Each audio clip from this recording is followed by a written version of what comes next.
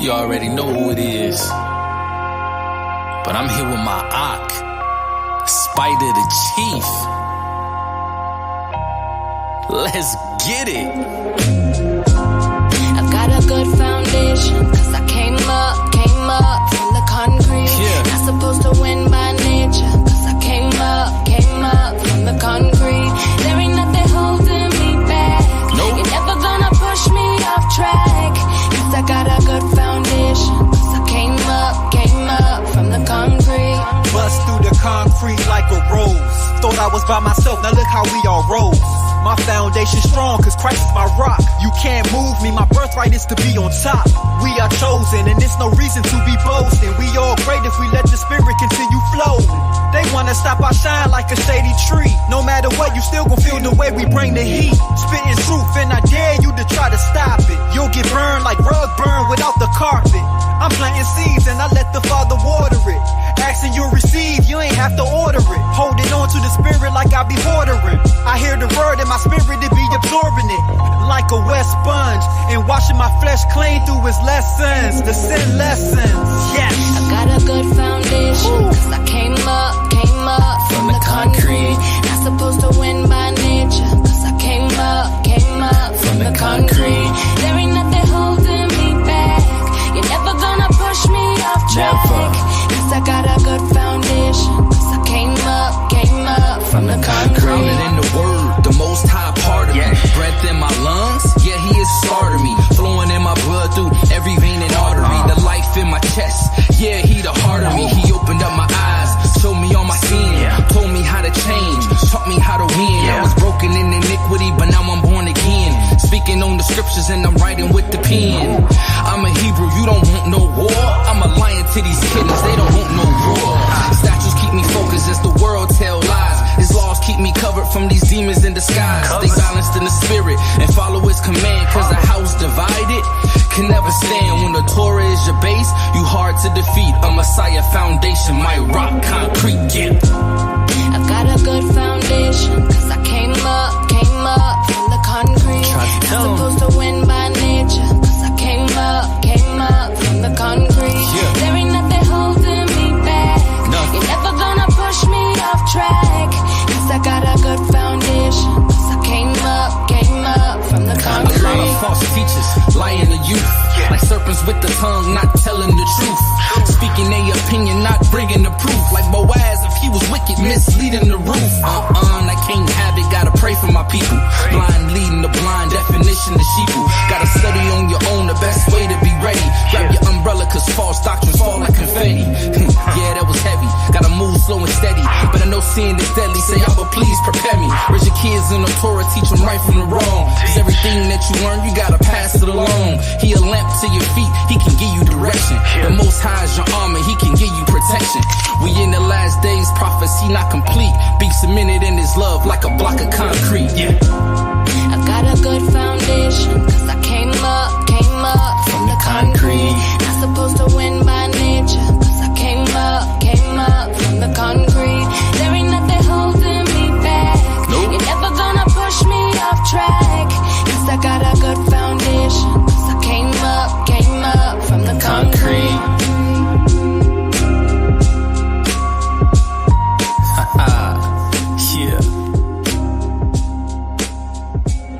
Shalom.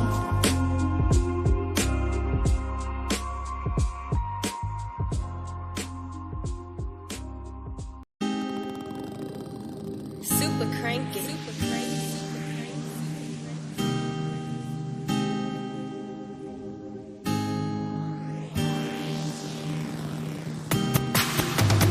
Yeah, we righteous, but we still know how to party.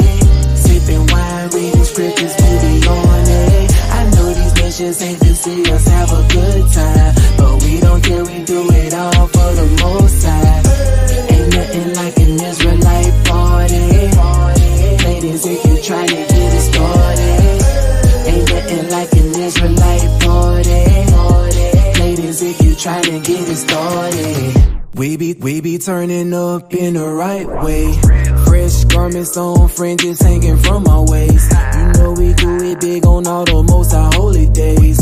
We be lit, hands up, smiles on our face. face. Ain't nothing like that unity that you see when you pull up at all the gatherings.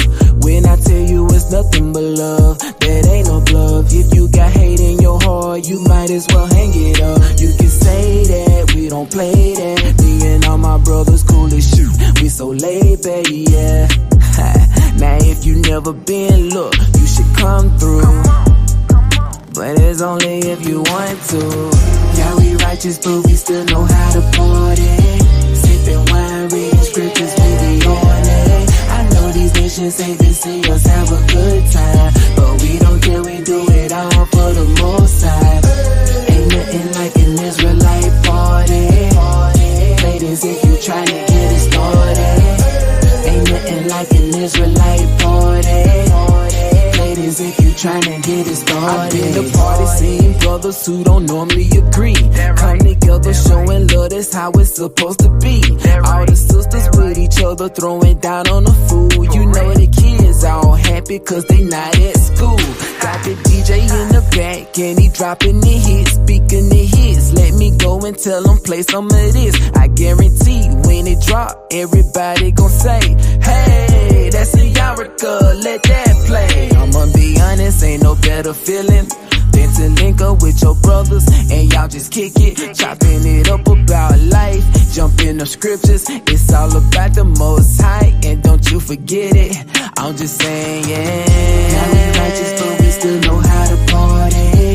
Sipping wine, reading scriptures, we be on it. I know these nations hate to see us have a good time, but we don't care, we do it all for the Most High. Ain't nothing like an Israelite party. Ladies, if you tryna get it started, ain't nothing like an Israelite party. Ladies, if you tryna get it started.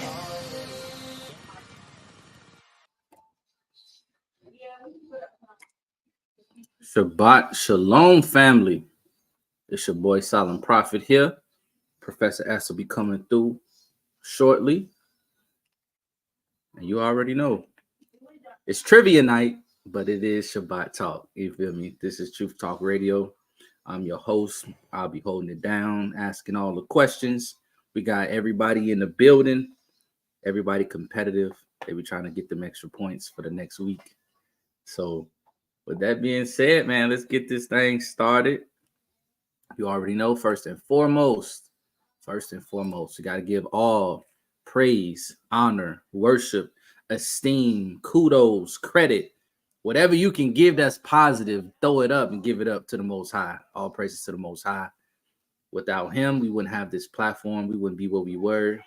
We wouldn't have woken up this morning with breath in our lungs. So we got to give him his just due. He's the reason why we are here. Everything that we do is trying to learn more about him, more about his word, more about ourselves, so that way we can educate each other, right? So all praises to the Most High. We're going to get it popping with the shout outs. So let me go back to the YouTube chat because that's what was popping off first. So first and foremost, Shabbat Shalom to Sister Tess. She was the first one in the chat. Definitely Shabbat Shalom, sis. Shabbat Shalom. Shabbat Shalom. Love you so much. Shabbat Shalom to Sister Cindy as well. Sorry. I'm just It's okay. Shabbat Shalom to Sister Ava and Brother Ben. I believe it was Sister Ava that was in the chat early because she be on it. But Shabbat Shalom to both of you guys. Glad you guys could make it. And then Shabbat Shalom to Chief Sims. He was the first one in here on the panel. My brother was on top of it. Shabbat Shalom to Sister Kaylee. Shabbat Shalom, y'all. Shabbat Shalom, Brother Greg. Shabbat Shalom, my brother and family. Absolutely. Hope everybody doing good. And as other people come in, I'll stop what we're doing and just give them a quick shout out because I do appreciate you guys for taking the time to come on here, right? You could be doing other things on your Shabbat, especially, right? But you chose to be here with us, so I appreciate you. So let's see here. If you missed this, I ain't gonna go too much into it, but if you missed it, you need to check it out. You'll learn about the Most High's true calendar, and you'll come back with questions for sure. All right, so this week's Torah portion was Numbers chapter 30, verse 2 through 32, verse 42. And then you had Jeremiah chapter 1, verse 1 through chapter 2, verse 3. And then you had Matthew chapter 5, verse 33 through 37.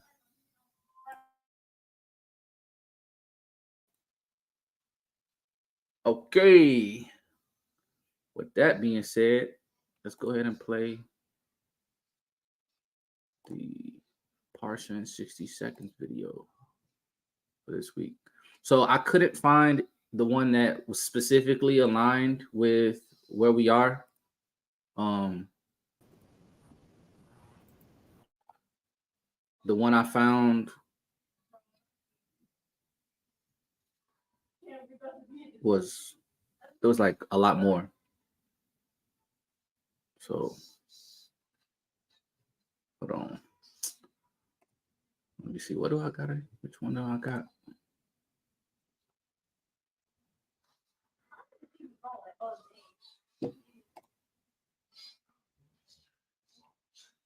Oh, I actually accidentally went and got the one for next week. Hold on one second.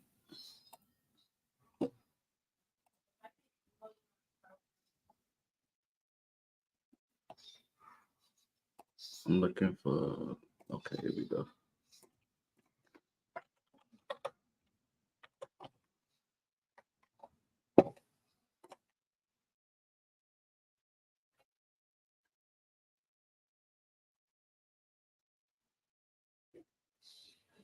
All right, there we go. We're back on track.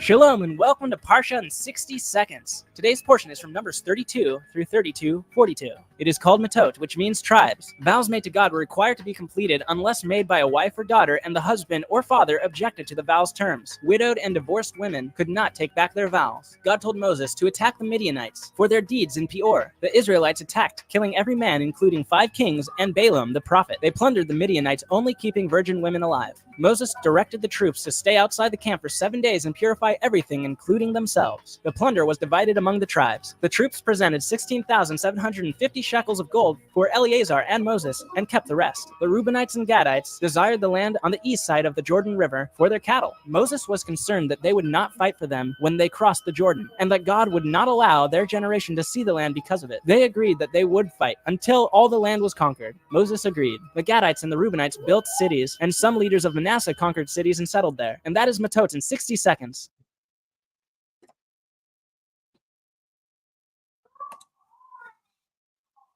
All right.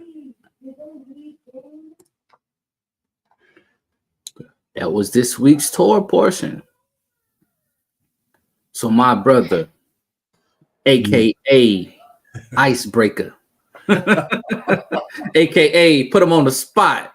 You know what I'm saying? Go ahead and share some of the insights you've had for this week's Torah portion.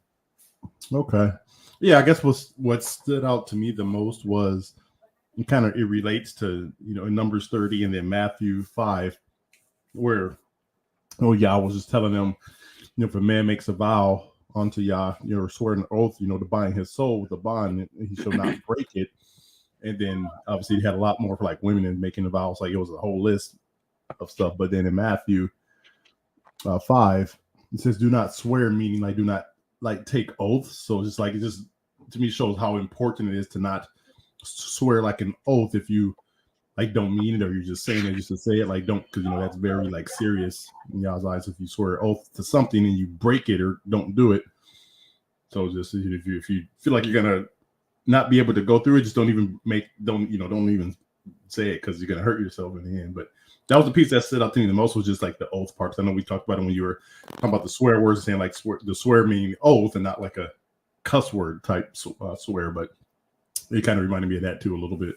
But yeah, it was that was a piece I got from like the most, was just like the swearing, and then multiple scriptures like don't do it, or your word is your bond. Facts. Word is bond, son. Word is bond. So I'm looking down at my scripture, my highlights, my underlines and stuff. I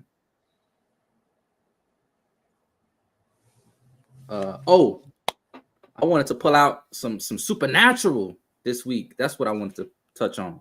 So Numbers 31, that's where they go to war, right? And they take over the Midianites. But Balak and Balaam are both killed, right? In this skirmish, so to speak, right?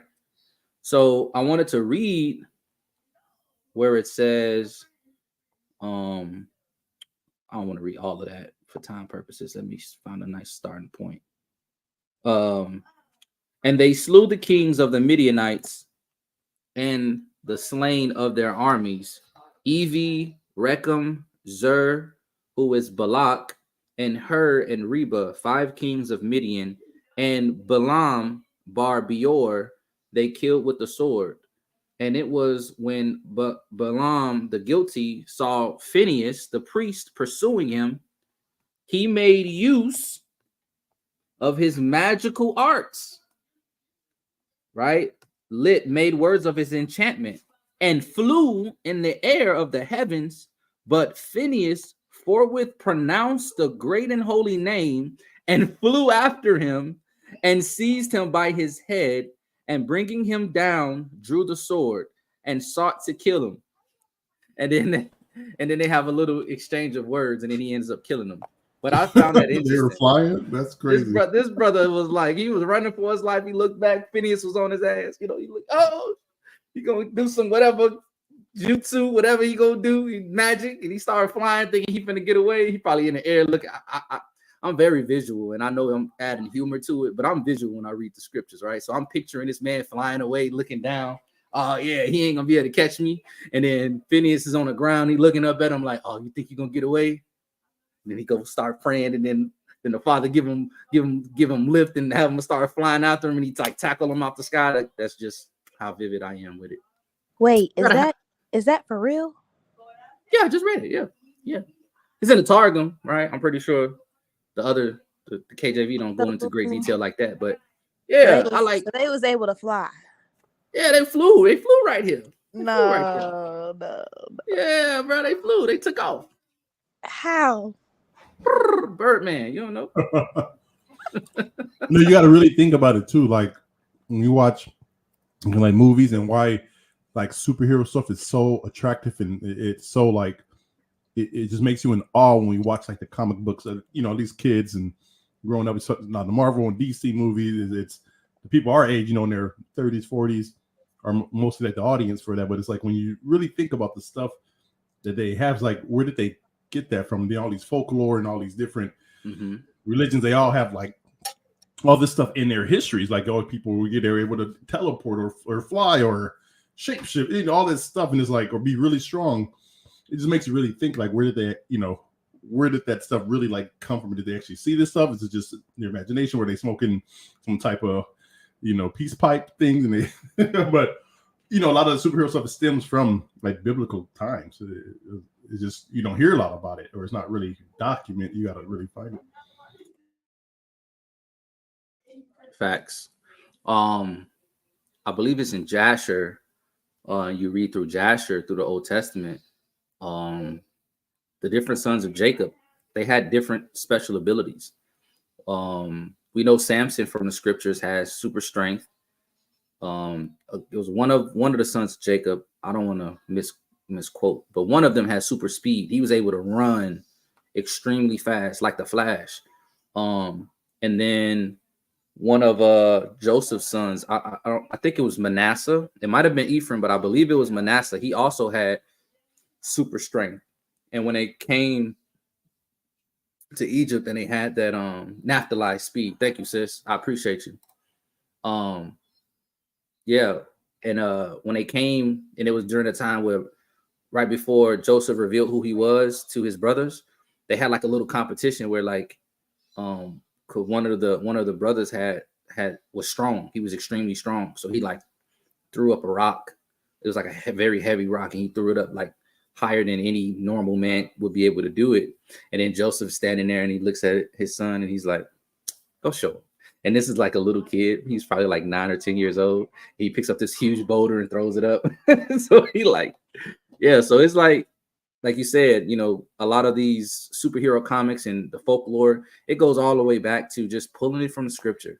The Bible is the origin of everything for the most part. They just take it, they take bits and pieces, they twist it, they refine it, and then they like repackage it and give it to you as something different. But a lot of that stuff, it comes from the scriptures for sure. But, you know, I just like to have fun when I'm reading. Sometimes, you know, you just got to laugh a little bit and giggle a little bit. I try to like place scenarios in my mind. Sister Barbara was laughing with me. So, yeah, absolutely. Absolutely. Anybody else got something they wanted to bring out for this week's Torah portion? I seen a video. I forgot. I don't remember what it was, but I seen a video, and basically it was saying that in Matthew, I guess back in the day, they were making promises to each other and using God, but like they were being tricky about it, and instead of like promising like on him, they're doing it like on the temple. And then like since it's the temple and like you're not saying, you know, then they were like using loopholes like that to earn people's trust. And then yeah, they were like ranking it by what was more important, whether you promise on God or the temple or stuff like that. But I wasn't sure how true that was, but I found it interesting though. You know, that sounds interesting because if you think about just modern times, what do people say? Oh, put that on my, you know, mom, or put that on your kid's life. You know, there's like they're saying that stuff, which is like kind of like an oath. Like you know, they're swearing and saying like, I'm telling you, I'll put that on, you know, whatever. So to me, it seems like that is true because like it's kind of stemming from that where people talk like that. Like they put that on the temple that you ran down there that fast, or you know, whatever it is. I can just see them talking like that. Yeah. And that's why he says, you know, don't swear by anything in heaven or on earth. He said, for you don't have the power to change anything, not even change the color on your head, you know. So that's why, you know, you don't want to put anything on anything. Let the Most High deal with the situation as it is. And if it happens, it happens. If it don't, it don't. That's why a lot of times you hear people say, you know, Most High willing, I'll be there. Or Most High willing, I'll be able to do X, Y, Z. Because when you do that, you're just leaving it up to the Most High. You state your intentions, but it's still up to him. So, but yeah, good point. Good point. Okay, sis, I'm glad you corrected that because I was like, where was that at? I don't remember reading about that at all, but then she corrected. She said they are, I mean. So you gave me a good laugh. Gave me a good laugh. Sister Ava in the building. Your mic's off. What's up? What you got? All right. So I'm glad you guys brought up, both you and Brother Greg brought up about the things that we see as supernatural in the Bible. I wasn't going to talk about it this week. I have something else I want to mention, but I've actually noticed that a bit of anger is developing in me with how the KJV has washed out all of these things out of the Bible. To the point that we're saying, what? That happened? And it sounds like stuff from Chronicles of Narnia. And I even thought about that too, that, you know, when I read Joshua and so on, Chronicles of Narnia straight up stole a whole lot of that content, put it through Grammarly, and called it a whole movie by itself. When it's right there in what is our history, but we don't know because of what the KJV and so on have hidden. And it makes me very angry because here we are having this, what's the right word? Passionate discussion about these things. And I think that people would be more passionate about our history and who we are if we had these things in there. You know, how much more would children want to read the Bible if they knew that this is actually us, this is what is a part of us. And a lot of what we read from Star Trek and Star Wars and all these other things that that the world sees as creative, a lot of it they stole from us and we don't know that. So I get a little bit angry when I read, like you read the story about them flying. I'm like, what? I never heard that before, but I heard about the super speed and so on in Jasher. It's like so much has been stolen from us, not just the recent history with slavery and all that, but so much creativity and who we are in Yah, how we are copies of Him has been stolen from us because of the washing that is in the present day books. So I'm glad you brought that up. Something that Sean, my son, noticed when we were reading is that Jethro's family was saved from the takeover of Midian. You know, like how Rahab, when we read future portions, we read about how she was saved, her family was saved. Well, it's not mentioned when we're reading the Torah portion, especially from before. We just thought that, well, Moshe was like, well, you know, you've been a good counselor to me, you know, stay with us and be one of us. And so later on now we realize, you know, his whole family was saved from Midian being taken over and killed. So that was a neat thing that he had noticed. And absolutely. In a continuation from, I guess, what's becoming a bit of accountability for me with reading these Torah portions, it started out last week when Sister Ebony had mentioned, or part of it, she had mentioned about addictions. I can't remember exactly what we were talking about, but all of last week, I kept hearing the word addiction, and also tying into last week's portion. I mean, last week's Shabbat talk where we're dealing with spiritual warfare.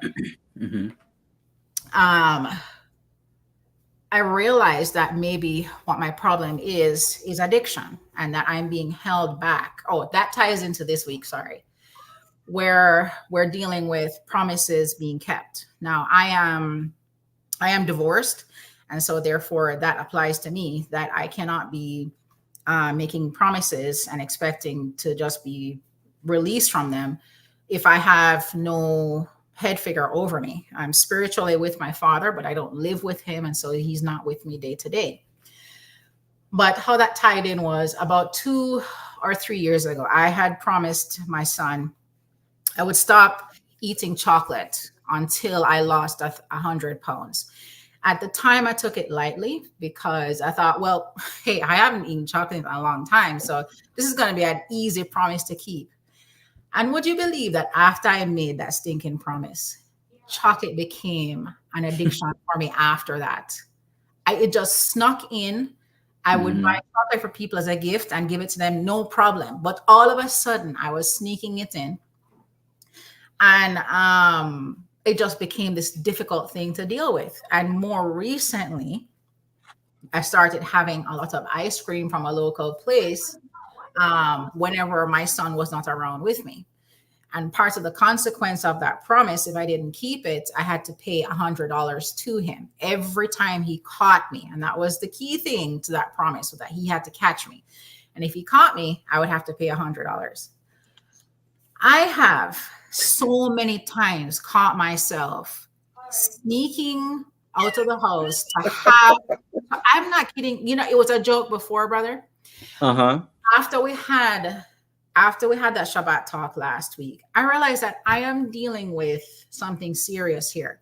Yeah. You're trying to take off weight. The first thing you look at is how to exercise, how weight is stubborn, how hormones are affecting a woman's body, how a woman is made to feed children. And so your body is made to store fat for that extra person. So when you go into starvation, a woman has it bad. The body is going to do what Yah prepared, what Yah made it to do. But he's not expecting us to be a beast. We're just supposed to store enough for the child. So for me, I realized I am tied up in sin and tied up with spiritual warfare because I made this promise to my son. I have not kept it.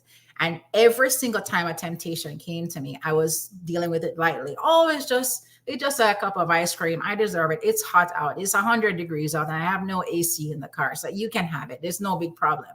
But it is a stinking problem because I know how to make chocolate and I know how to make ice cream. And I realize half of it is milk. The other half is sugar. And I pride myself not having any sugar in the house. I don't cook with it and whatever. And that led me to think I was fine. So what is happening? I just have a stubborn weight problem. No, it's a fact that you leave the house. You said you're going to go to work, but you head straight to the ice cream place and you buy ice cream. And you're eating basically a cup of sugar every time you have that damn thing. And so it made me realize I am dealing with sin by making a promise that I have not kept. And that this thing is more than just trying to lose weight. And so it has put me on a path now where I'm realizing I need to look up how to approach the Father about deliverance from that, not from the promise, but deliverance from my sin, forgiveness for it, and also to approach it that how to overcome addiction, not how to lose weight, right, but how to come over addiction. And so I've been dealing so much with saying no to temptation, praying about being led out of temptation by Yah, so I don't let him down. So I stopped letting him down. And it has been, I mean, I haven't lost the weight yet, but it's been so freeing to realize what I'm actually dealing with now. It's not just a simple, oh, that's all right. That's the devil talking to me. That is me giving into sin, not just, you just not, don't worry about it. It's happening all week. That's me giving into temptation. So just, grateful again that we're doing the portions, and it is it's speaking to me in my life, and I'm grateful for it. All praises to the Most High. Thank you. All praises. Thank you for sharing, sis. I don't laugh lightly. I mean, it's funny to certain things because I can relate to a lot of what you're saying, right? I used to be able to like eat a ton of junk food for like 3 to 4 months consistently, and then gain like 30 to 40 pounds. And then I'll like kick it into gear, change my diet, work out, and then I'll lose it within a couple weeks or a month or something like that, right? I was able to gain weight, but lose weight really quickly. And so I kind of took advantage of that. And then I noticed the older I got, the harder it got. You can't just turn it around like you used to. Oh, yeah. It takes twice as long, twice as fast to gain it, and 3 times as long to like lose it. Exactly. But even more so for me, not only just like the way my body responds to how it gains weight and loses weight, but also my mindset, right? Before, it used to be like, if I make a promise to myself or to somebody else, I hold that at a certain priority level, right? A certain severity level. And so when I promise somebody else, I hold that in high esteem because I don't want to be a liar, right? If I promise myself, it's at a lower level, because in my mind, I'm like, I can like justify whatever I need to justify to myself and make it make sense. But then the highest level was if I promise something to the Most High. So when you're talking about like dieting or working out or losing weight or whatever the case may be, dealing with addiction and things like that, if I tell myself I'm gonna do something, that's kind of me saying already, like, I'm not really taking it that serious because I know I can change and alter it the way wherever I need it to go. If I promise someone else, I'm taking it serious, but there's still room, because at the end of the day, I can say, you know what, I'm sorry, I ain't gonna be able to do it, right? But when I promise the Most High, I stick to it. It's hard. Like, I'm talking, when I said I'm gonna dry fast for at least 7 days, them first 3 days was excruciating. But I was like, I made him a promise. I'm not gonna break that promise. I'm gonna stick with it. And then I hit the 7 days. And whenever I noticed like I need to accomplish a goal, if I absolutely want to accomplish that goal, I would promise him that I would accomplish the goal, because that would be like, no way I'm getting out of it. But over the years, it's gotten even harder mentally for me to stick to those types of things. And I noticed like what used to be like my fail safe is still, it's no longer as solid as it used to be, to where like, whether it's an addiction or whether I'm just like not disciplined as I used to be or something like that, to where I will still try to make an excuse for any and everything. I mean, I can relate 1,000% to that. 1,000%. You see what I'm saying? I can say I'm gonna do this, and I'll do it. No problem, no pushback. Nowadays, like pulling a ton of bricks. I say I'm just like all this extra weight is like, just get so weak. Like, man, it's like what happened to me? I used to be able to just do whatever. Like I'm gonna fast for 3 days. Okay, good. Fast 3 days. I'm gonna, whatever. It's like now it's just so it gets harder. It's like when you get, I don't know if it's the age or just I don't know, but yeah, 100,000% what you said. I can agree, man. I can relate. So that's how it lets you know that we're not fighting against the flesh, right? We're dealing with spiritual things because you, like you said, sis, you went a long time without even thinking about chocolate. And the moment you said, I'll make this promise to my son, then all of a sudden it was like chocolate. Yes, yes. Yeah. Mm. So it's not the fact that your body's craving the chocolate. That might be a part of it, but it's something underlying that's going on, right? And so you identified it. It's one thing to go to the doctor's office and you're saying, man, doc, I'm having headaches, I'm having stomach aches, I'm having chills, and my vision is getting blurry. Those are 4 separate symptoms. You don't know what's going on, right? But then when the doctor gives you a diagnosis and says, oh, you have all of these things because of this, right? Now you can focus all your attention on addressing the diagnosis and not the symptoms. So, now you are locked in because you're aware of what you're dealing with and what you're struggling with. That is the diagnosis. So now you can focus on the diagnosis and not the symptoms. So I do appreciate you sharing that. Absolutely. Well, the problem is too that, what kind of example am I setting for my son is what really humbled me too. I would feel guilty about it once in a while, but now that it's really coming down on me like a ton of bricks on me now, knowing that I have sinned. I've been bound by this sin. I've been bound by the promise and the sin of not keeping it. And now realizing relief from that, now that I realize what I have done and I'm confessing it and asking forgiveness to move on. It's like, just because he's a child doesn't mean that you should just brush it off and you should keep that promise lightly. Yah is in him as a Hebrew. And so what example am I setting for him? How is he going to treat his children if he makes a promise to his children and he's gonna be a man? He's not even like a woman where the woman can have her husband speak over that promise. He's gonna be the man of his household. So what kind of example am I, being the person he lives with 24/7, doing for him? That you can just brush off promises that you make. So, all of that has been humbling with the experience as well. So, absolutely. Thank you, sis. Sis gonna keep it real. Always keep it real and keep it raw. I appreciate you. I appreciate you. Anybody else want to share something they got from this week's Torah portion? Or I'm going to move on over to next week's.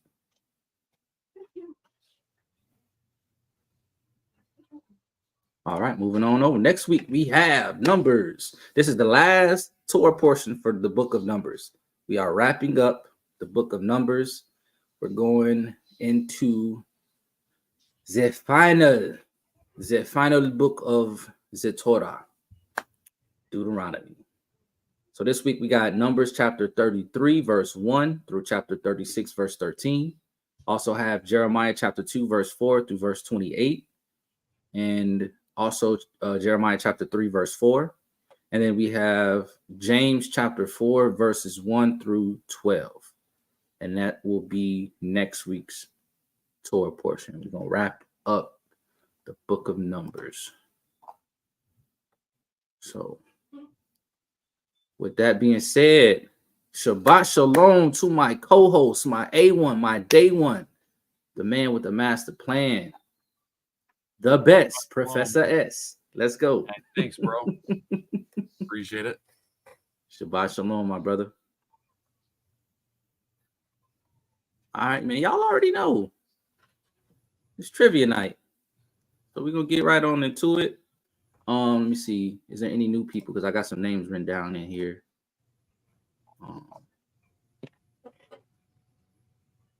Okay, I think I got everybody. All right, cool. So y'all already know the drill. 30 seconds per question. And yep, absolutely. Okay. So let's get this thing pulled up.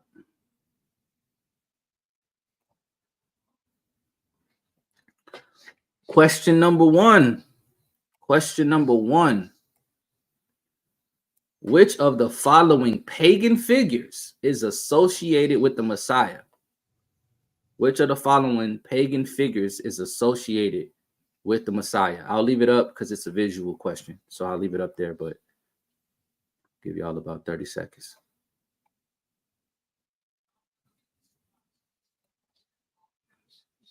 Which is associated with the Messiah?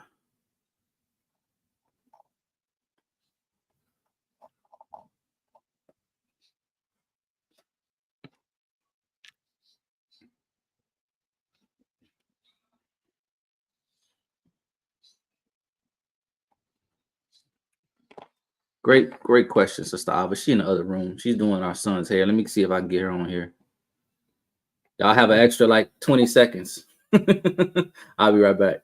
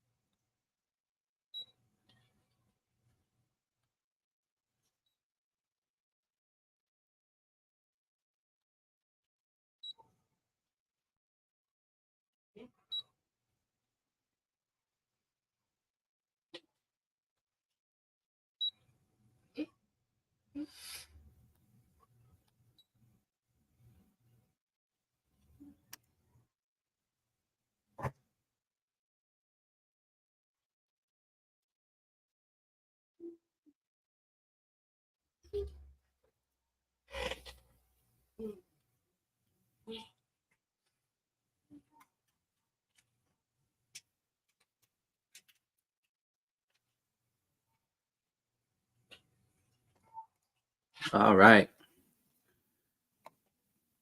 So yeah, she ain't gonna be able to make it, but let's see what the chat is talking about.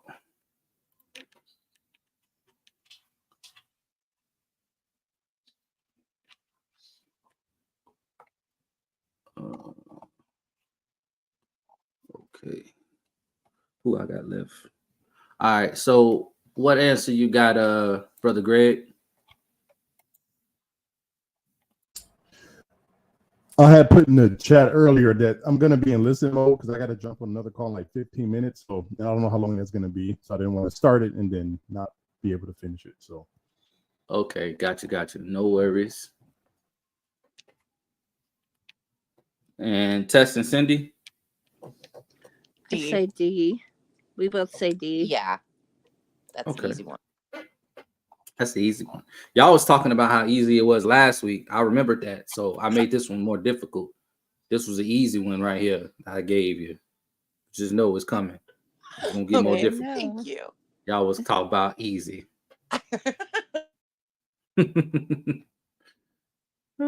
Yes. D is the correct answer. D is the correct answer. Number 2, true or false? The Council of Nicaea in 325 AD was the birth of Christianity through the Roman Catholic Church. I know it's a typo. It's saying the Council of Nicaea in 325 AD was the birth of Christianity through the Roman Catholic Church. True or false?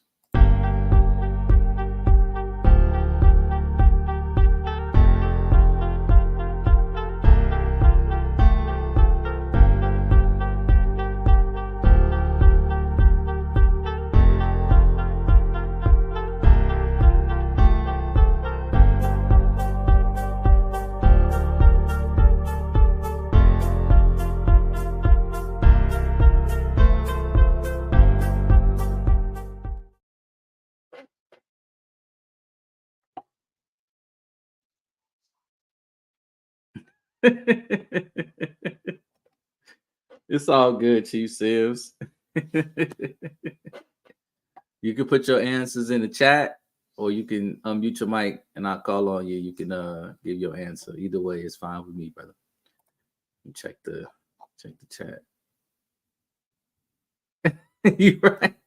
You're right, sis. Right? If I can't be a prophet if I ain't getting no smoke.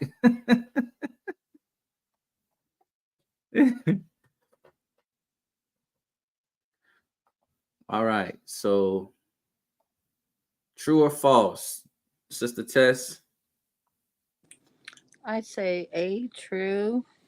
I say false because from the studying I've done, Catholicism came from Christianity. Christianity was like the first pagan false religion. And Catholicism, if it's correct what I studied on, Catholicism came from Christianity when they decided to separate. Okay. And let's see, I don't see that in the chat. Sister Kaylee, true or false?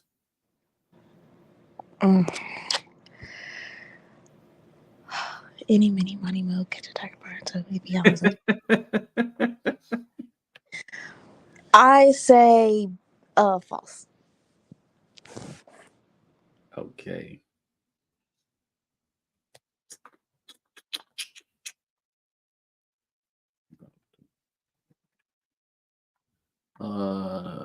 Sister Ava, what you got?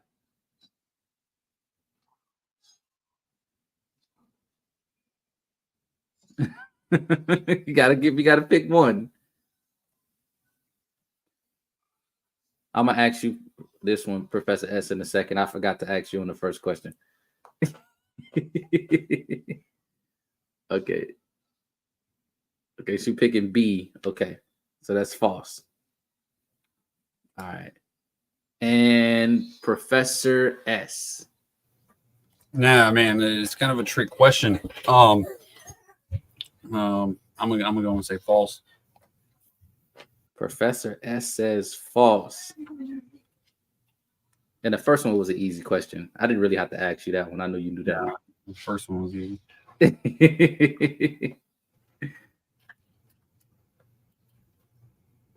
What would I do to do to help me? I cannot unmute my mic. Oh, so it's just giving you some microphone issues. Well, you can put your answers in the chat. That's fine. So the answer is false. False. The Council of Nicaea in 325 AD was not the birth of Christianity. The Christianity was born through the Roman Catholic Church. However, it was prior to 325 AD.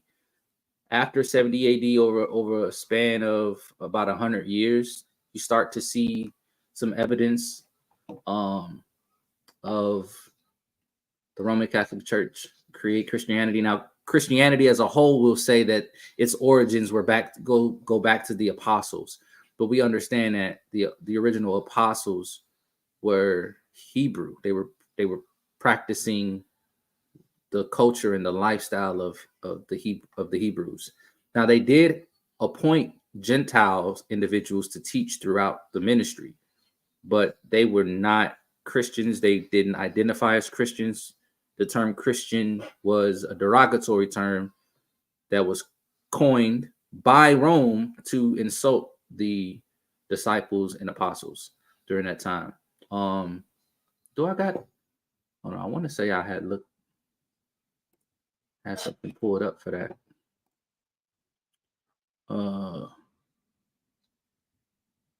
Shoot, where was it at?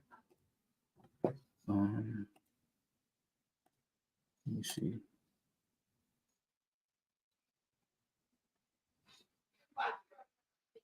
Oh, I did have it. It was, hold on.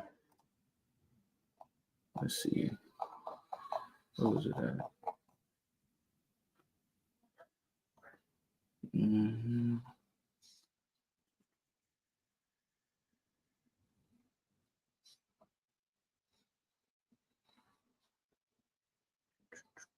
like 110 AD-ish. Like 110 AD-ish. You know, so sometimes when Go ahead, sis.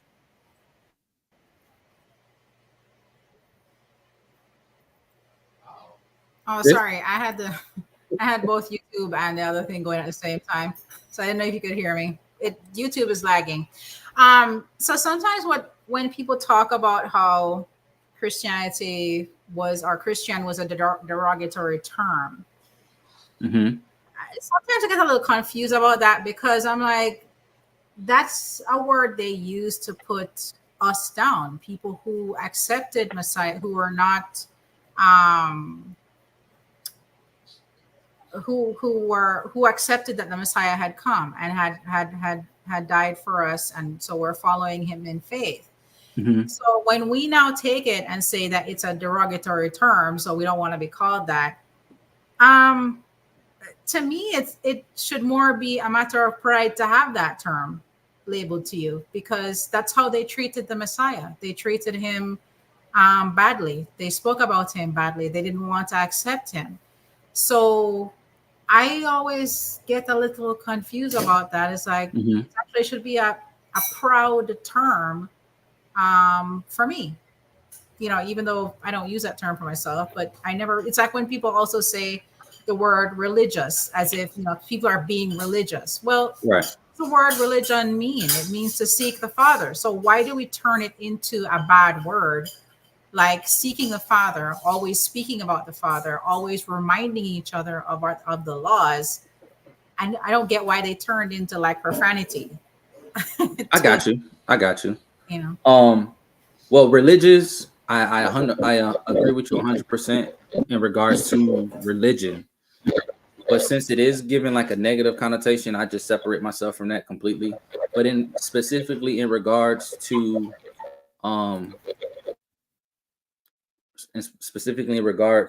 Christianity, or the term Christian, you look into the Greek, it was Christianos. And I did a study on this a while back. I got a video or two on the channel. But there was a pagan group that worshipped a false god called Mithra? I believe it was Mithra.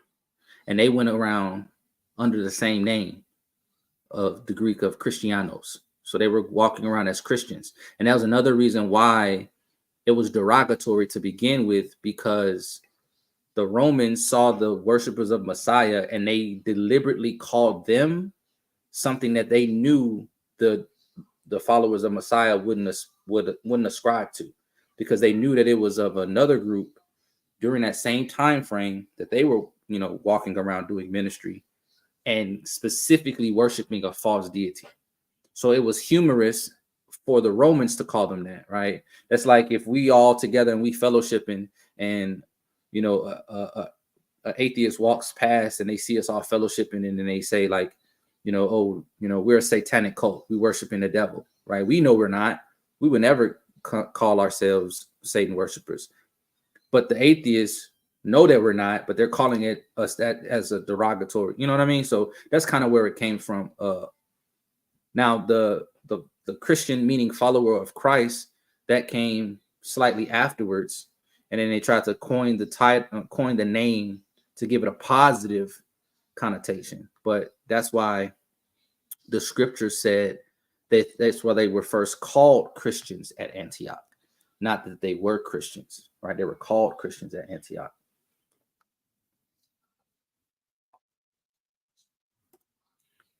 But question number 3. What was the name of the artist who painted Caesar Borgia's likeness that was widespread as the official depiction of Messiah? Is it A, Raphael, B, Pope Alexander III, C, Leonardo da Vinci, or D, Pope Gregory II? What was the name of the artist who painted Caesar Borgia's likeness that was widespread as the official depiction of Messiah? A, Raphael, B, Pope Alexander III, C, Leonardo da Vinci, or D, Pope Gregory II? 30 seconds.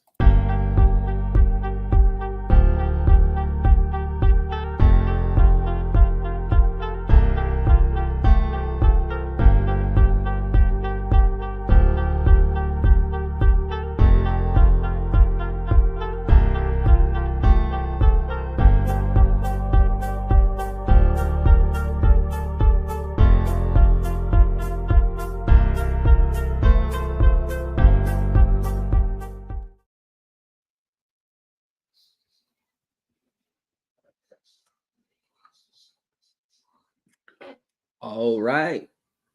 Kaylee, hit me. Oh, I put B. Cindy. I'm going with Poop Alexander. Sorry, Pope means Papa. That thing ain't my Papa. So poop. It's just a test. I say B. You said B? Yes. Okay. All right.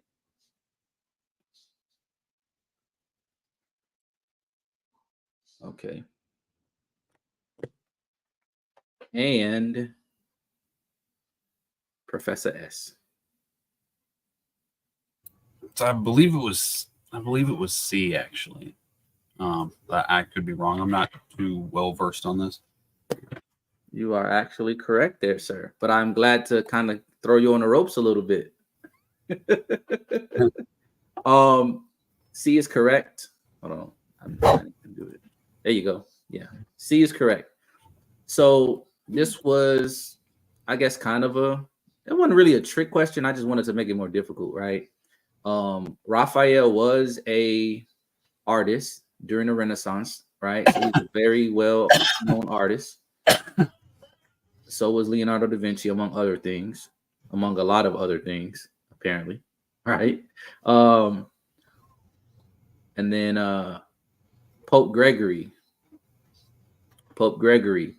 He was actually the father of Caesar Borgia and hired Leonardo da Vinci to paint his son. And Leonardo da Vinci and Caesar Borgia were actually gay lovers. So he would do more than just paint. But when he finished the painting and presented it to Pope Gregory as the Pope at the time, he started to circulate that painting as the depiction of Messiah. And that's how you fast forward hundreds of years later, you get the blonde hair, blue eye, Jesus depiction, right? Sis said she had to restart her computer. So I'm just trying to give her a second to be able to get back on here.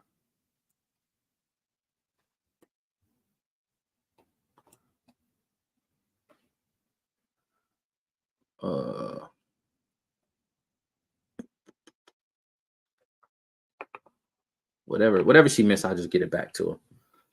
So next question. Number 4, who was the third king of Israel? Who was the third king of Israel? Is it Saul of Tarsus, David, Saul, or Solomon? Saul of Tarsus, David, Saul, or Solomon? Who was the third king of Israel?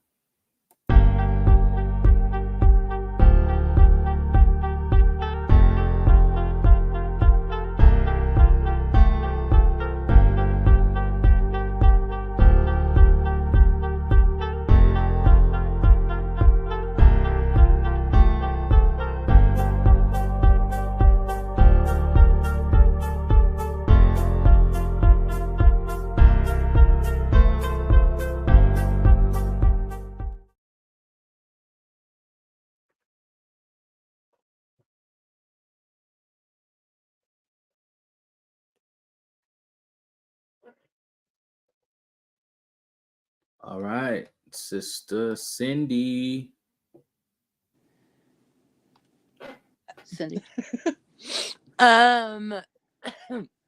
Sorry, scratchy throat. Oh gosh, what did I just say, Mom?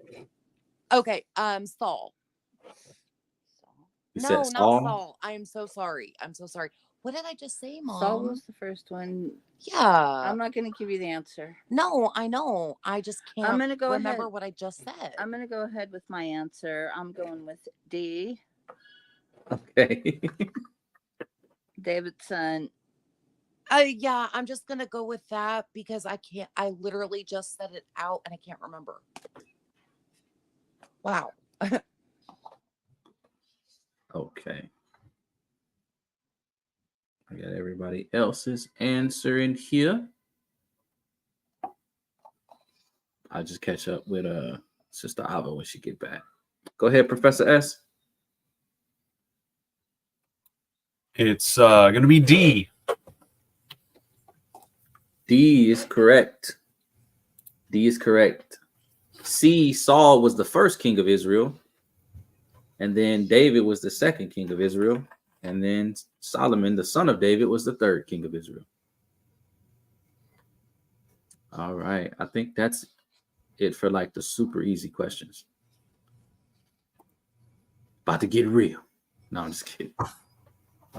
I'll leave this one up too as well because it's a visual question. But which is the closest depiction of the shape of the earth according to Scripture? Which is the closest depiction of the shape of the earth according to Scripture? Is it A, B, C, or D? 30 seconds.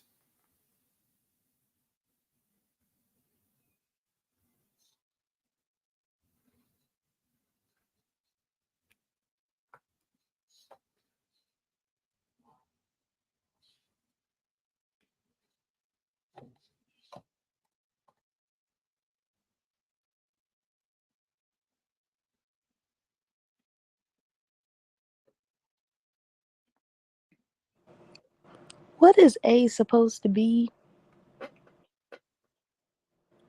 A is the clay pressed down from a signet ring.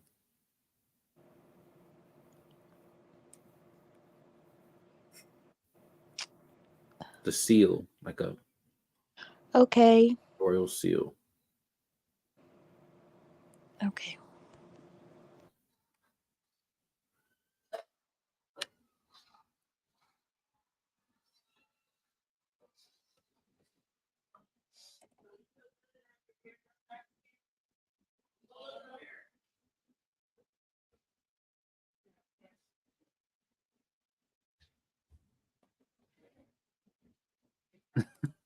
Nah, A is not depiction of Hollow Earth. Yeah, I had to zoom in on it because at first I was like, what is that? Smeared ketchup? I was like,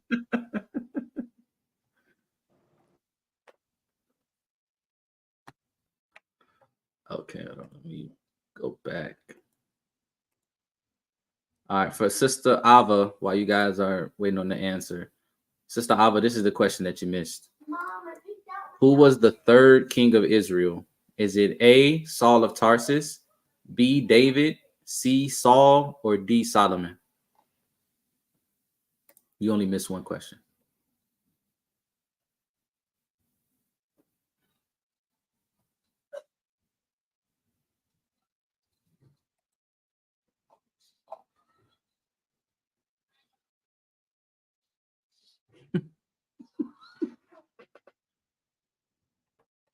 That's a good try, Kaylee.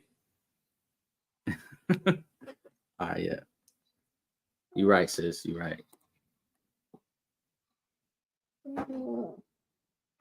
You happy? My son happy. He just got his hair done. All right, back to the question. Sister Tess. I say A, according to Scripture. Cindy?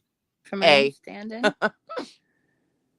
Oh wait, no, B. I'm joking. Sorry, A. Not on the ball. Get off. Go somewhere. Get out of here. I'm begging people always to get off the spinning ball, please. So no, I was joking. I'm sorry. No, I got you, Sister Ava. I got you. I'm tracking. And Professor S. It's going to be A. It's going to be A. Scripture depicts the earth as flat, right? We all know it's flat, right? But I believe it's in Revelation. It's in the book of Revelation. It depicts the earth as clay to the seal of a signet ring pushing down onto the clay, which leaves that uplifted outside border. And then inside was the seal, which depicts the earth. So it's depicting the earth in that manner. That's what Revelation says? Yeah, let me find a scripture. Who got a dog?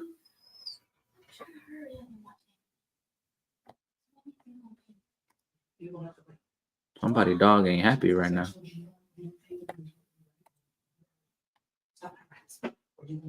Okay.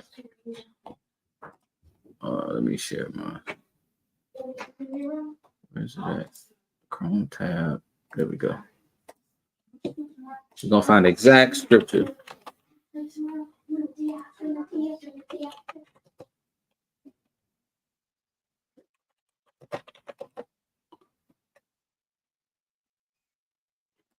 Oh, that's Job. Sorry. It is turned as clay to the seal, and they stand out as a garment. It's the book of Job. Not bad. What is that? That's right there, though. So did I get it right for that question? No.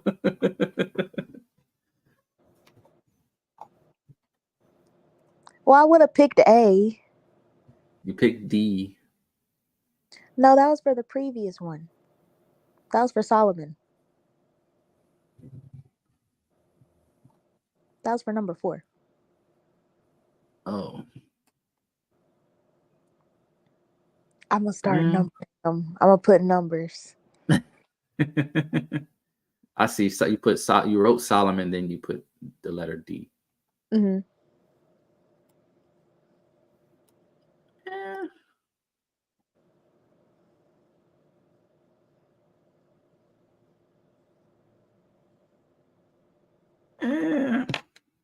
All right, we'll go with that. I would have put A, but see, to be honest, I didn't read that scripture before.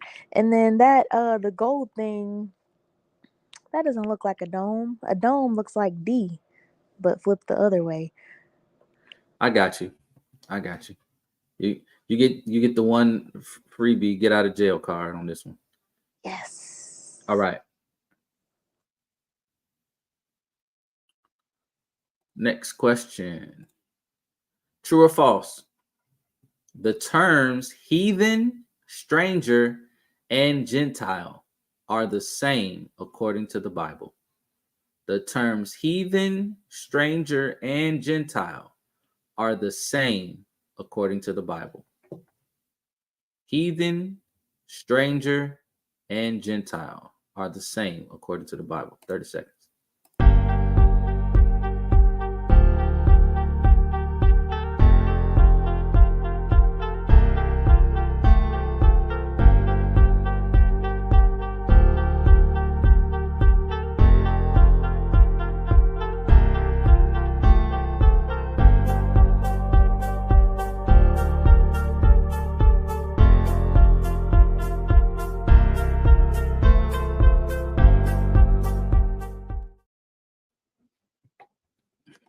Sis said, oh boy.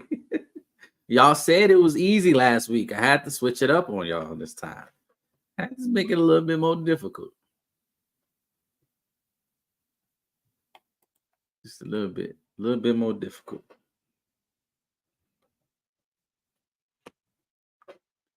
Okie dokie. Let's see.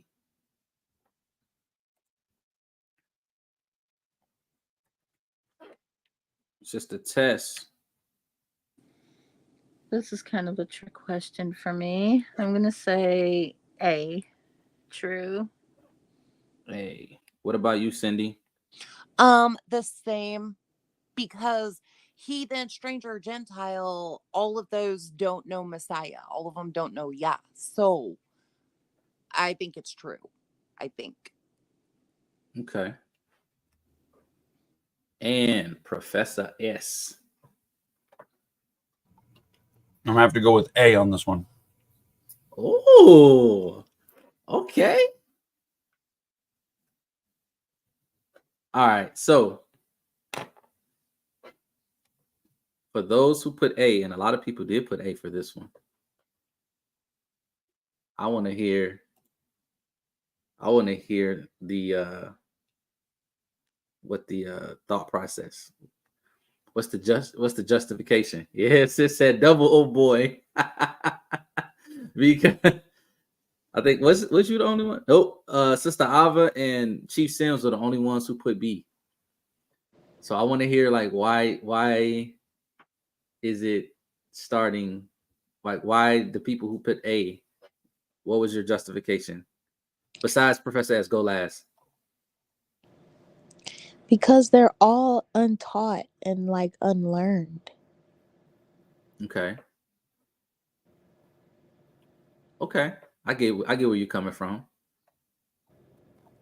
Is that good enough for halfsies? It depends. We're gonna see. Tess and Cindy, y'all kind of gave us a explanation, but you have the floor if you want to elaborate any more than that. I was thinking false because heathen, we know, are evil. They probably do know and just go against Messiah and the Most High. But I chose, excuse me, I chose A, true, because they're all non-believers. So that's why I came to that conclusion. Okay. Sister Barbara said, outsiders is my thought process.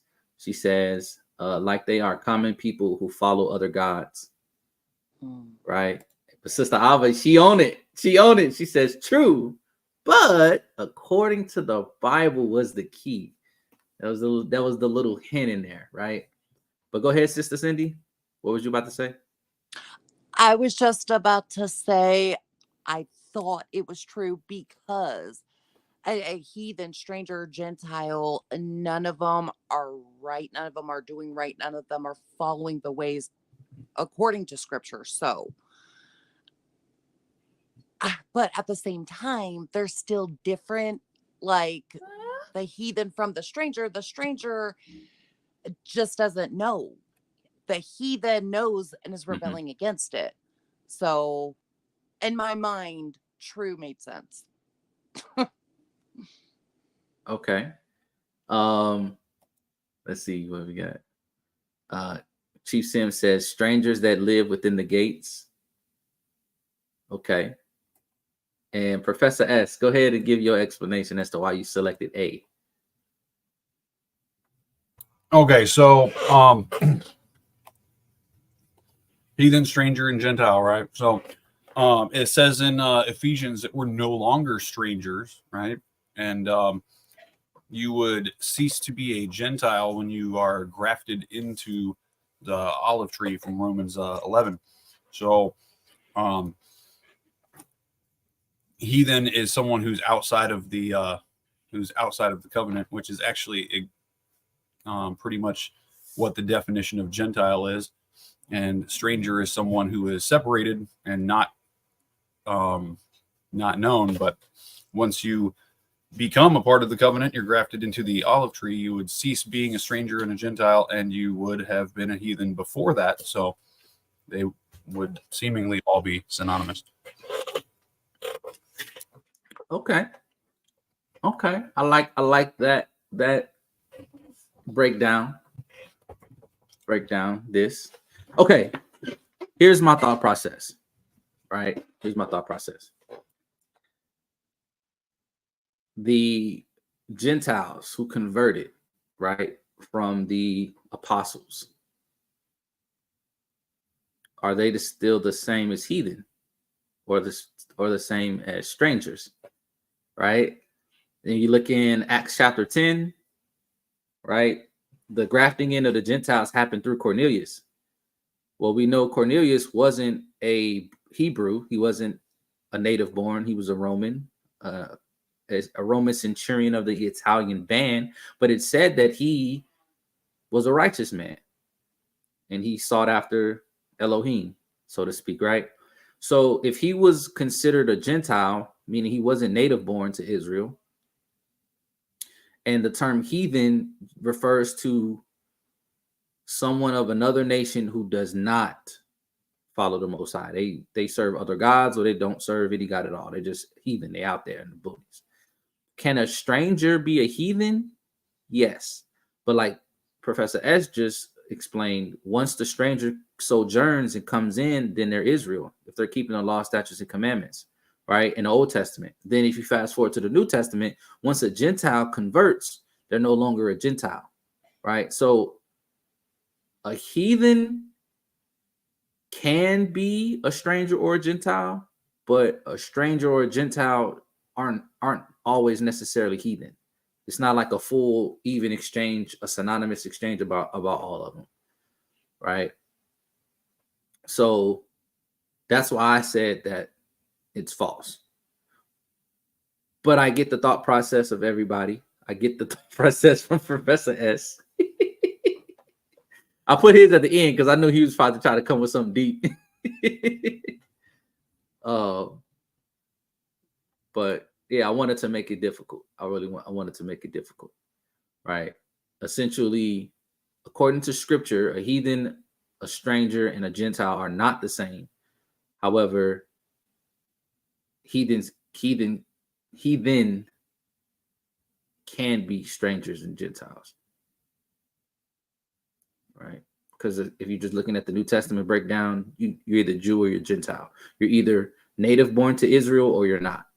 But even though you're not native born to Israel, that doesn't mean that you cannot convert, follow Messiah, keep the Torah, and be integrated or grafted into the olive tree that is Israel.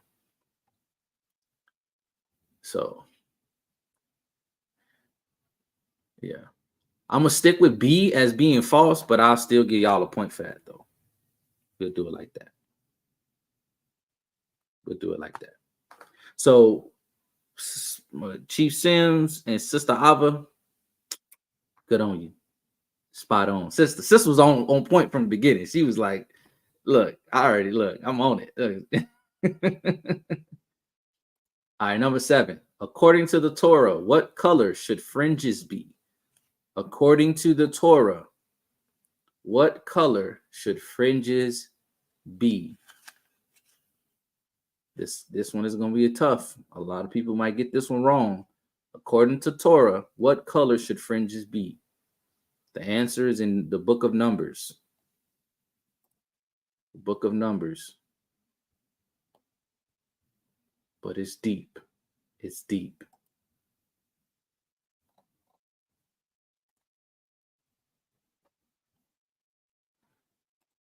And I'm going to share my screen and go into the scripture too. The book of Numbers. Sister Ava said, you mean the cord. I meant the border. Let me specify the border of the fringe. The border of the fringe. And fringes. The border of what color? According to the Torah, what color should the border of the fringes be? Numbers chapter 15 specifically. That's the biggest hint I can give you. But even that's not gonna help you all the way. Scholarship will help you get the answer to this one. So you gotta think tough on this one. Last call if anybody want to change their answers. Last call for alcohol, because I'm gonna start taking answers, and whatever you put in there, that's what's gonna be locked in. Okay, give me like 5 more seconds. You gotta come with your answer. What's your answer? Well, I'm gonna go with what you got in the chat. I'm keeping it. I'm keeping it. Okay. All right, Sister Tess. I want to say C because purple is the color of royalty, but thinking that it's B. I'm gonna go with B, blue. Okay, Cindy. I'm going with B just because we've gotten the strings, cords, whatever they are, to make the fringes. And I know one of the colors is B. So We think. I think. So I want, like Mom said, I want to choose purple because Yahusha, the royalty. But I think the fringes are supposed to be blue. So B. Okay.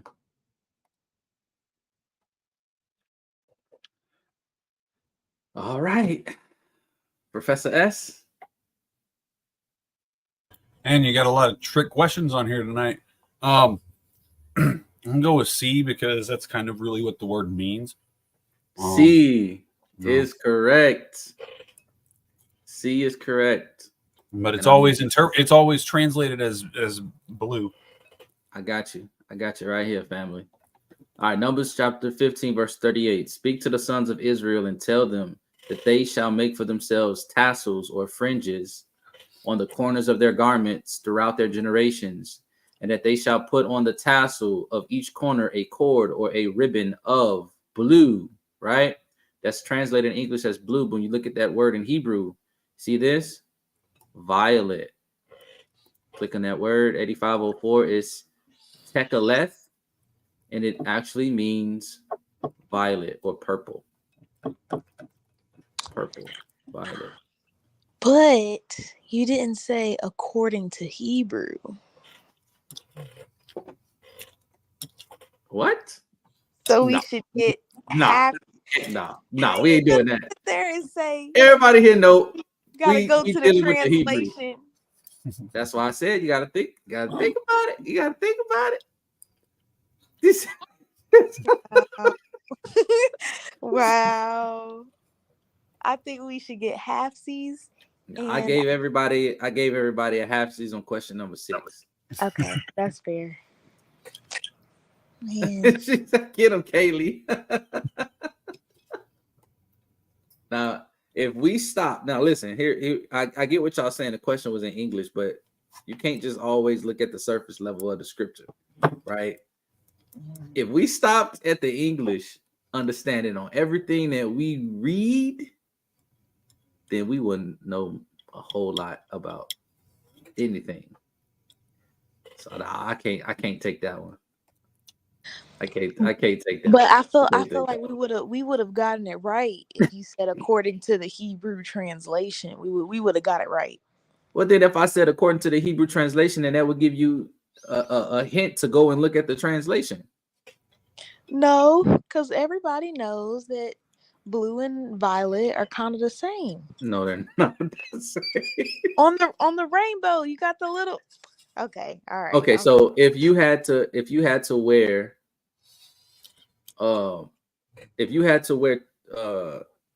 fringes, if you wore fringes on your clothes, what color would you make them? I would make them violet. Mm-hmm. Exactly. Why wouldn't you make them blue? It says blue right there in the English.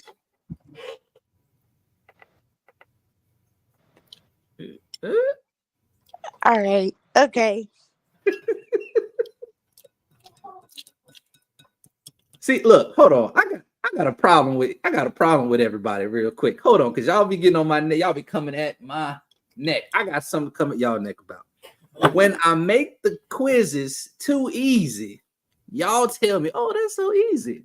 When I make them more difficult, y'all try to fight and tooth and nail to get y'all answers right. We got to look here. What you want? Do you want them easy? To where y'all have to like get everything right in order to win? Because if you miss one, you probably lost because they're so easy. Or do you want them more difficult? We can have them like in the middle, like a mixture. You be like taking it to the extremes. No, I'm kidding. It's interesting though. The questions are good. A happy medium. Barbara is A cracking up. happy medium would be amazing.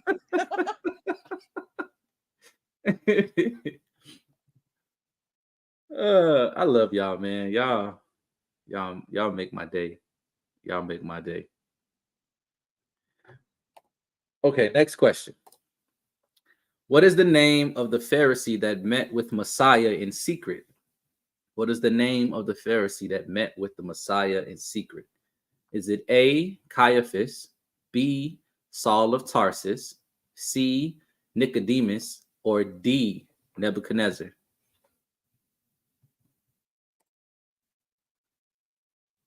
What was the name of the Pharisee that met with Messiah in secret? Caiaphas, Saul of Tarsus, Nicodemus, or Nebuchadnezzar? 30 seconds.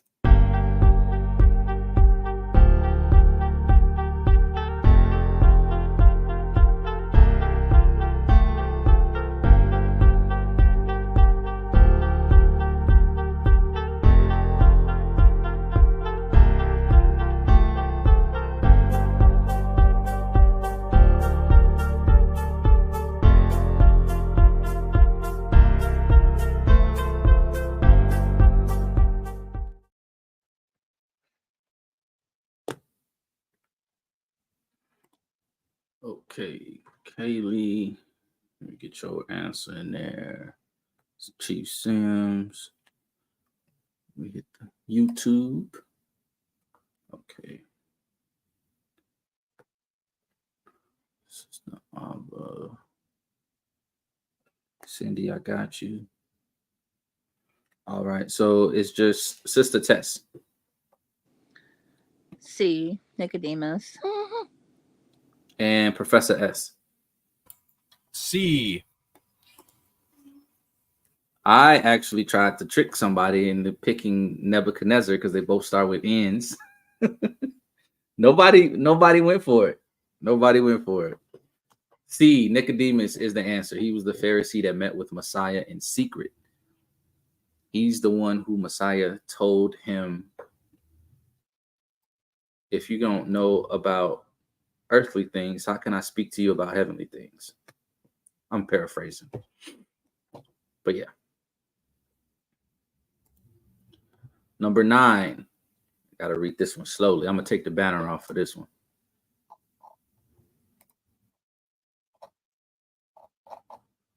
Where did the banner go? There we go.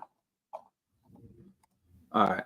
Number 9. If a man accuses his wife of not being a virgin, according to the Torah, what is his punishment if he is wrong and her father proves her virginity? Okay. If a man accuses his wife of not being a virgin, according to the Torah, what is his punishment if he is wrong and her father proves her virginity? Right? Is it A, he is to be stoned in the presence of all the elders of the city and her father? B, the woman must untie his shoe and spit in his face, and the man is publicly shamed? Is it C, he is publicly disciplined, fined, and is permanently bound to her, can never divorce? Or D, the father takes the marital bed sheets as proof of her virginity to show the elders? Right? Which one is it? If a man accuses his wife of not being a virgin, according to the Torah, what is his punishment if he is wrong and her father proves her virginity? A, he is to be stoned in the presence of all the elders of the city and her father. B, the woman must untie his shoe and spit in his face, and the man is publicly shamed. C, he is publicly disciplined, fined, and is permanently bound to her, can never divorce her.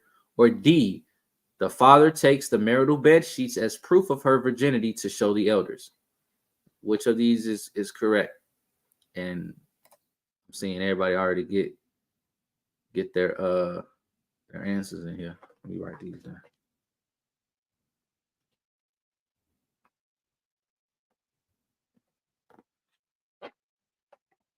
Tess say, Tess or Cindy, one of them said, "This is an easy one." I meant the last one about Nicodemus, not this one. Oh, okay. I said, This one's a Tess is trick flexing. one. You flexing over there. Yeah, this is a trick question for me.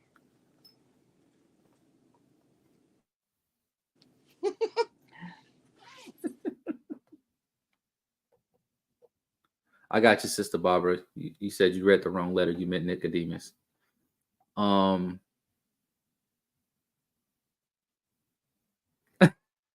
said I was about to ask if your live was lagging. But yeah, go ahead and give your answer for this question. Chief Sims. You talking to me, bro? No, I was talking to Sister Barbara. Sorry. Well, you're good. But go ahead and give your answer. Just a test. I'm gonna go with D.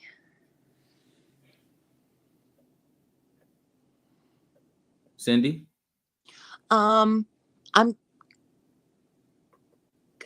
don't know. I'm stuck between two right now. Yeah, I was stuck between A and D. Yeah, me too. Because if he accuses her and it's not true, I'm trying to remember. The punishment. Yeah, exactly. The punishment. You gotta make a choice. Yep, gotta make a choice. Oh, yeah. Yeah, because D, that's not a punishment. Let's see. All right, and Professor S. It's going to be C. Sister, I would say, talk about justice. Law says you're gonna embarrass my daughter like that. You tripping, bro? You tripping? Facts. That's essentially in a Hebraic way, a Hebraic translation of what happened. This was Sister Ava is on point with it. Facts. C is the correct answer. So this is the tokens of virginity. It's in Deuteronomy, I believe, 22. 22. Yes, 22. If a man accuses his wife of not being a virgin, her father has to take the marital bed sheets, which is considered the token of virginity, and present them to the elders. If there's blood on the sheets, right, that proves that she was a virgin when the man and the woman lay down.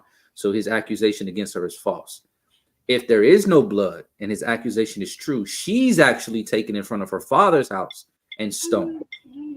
Right, but if it is false, he's not stoned. So A is not the right answer.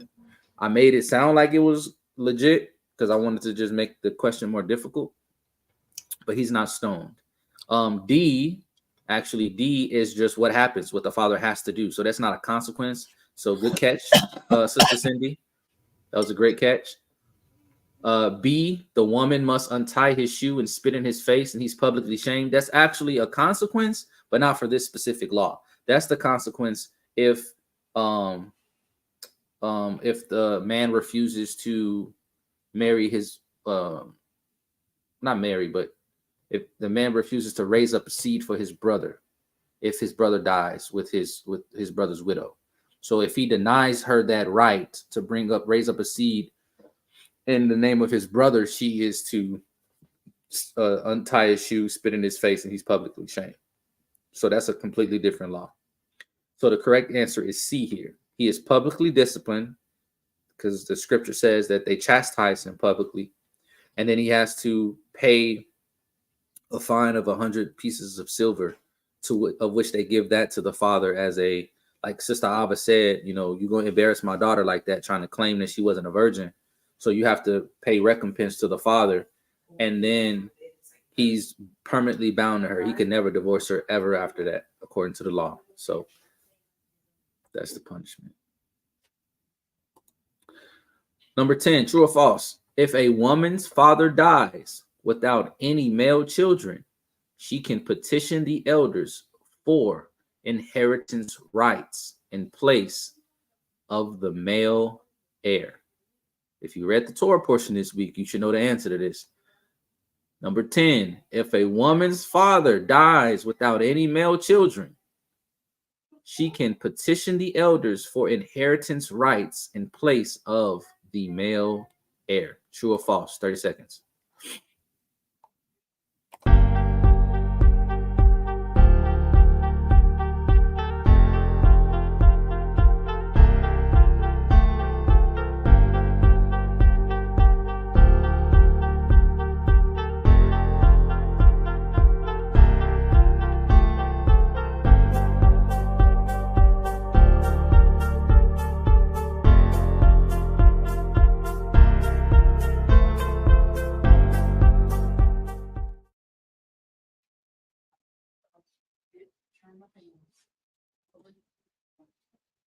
Yeah, last week's Torah portion.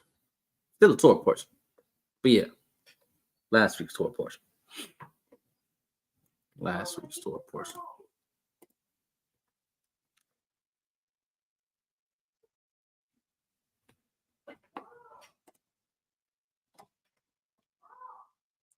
Sister Tess, what we got?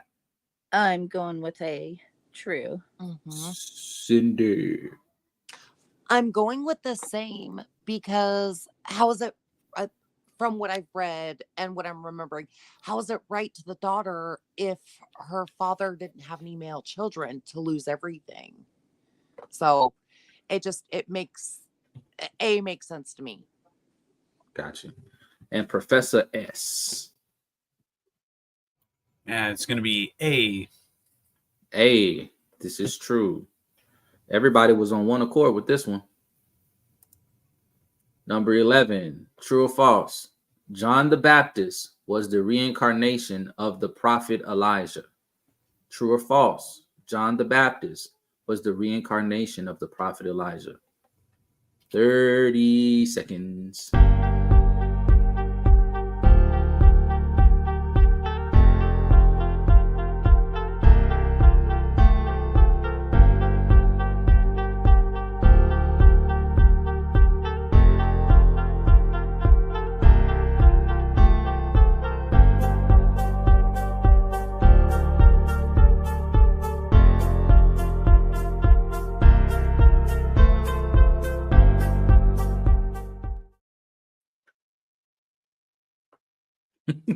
And prep for the cussing prophet.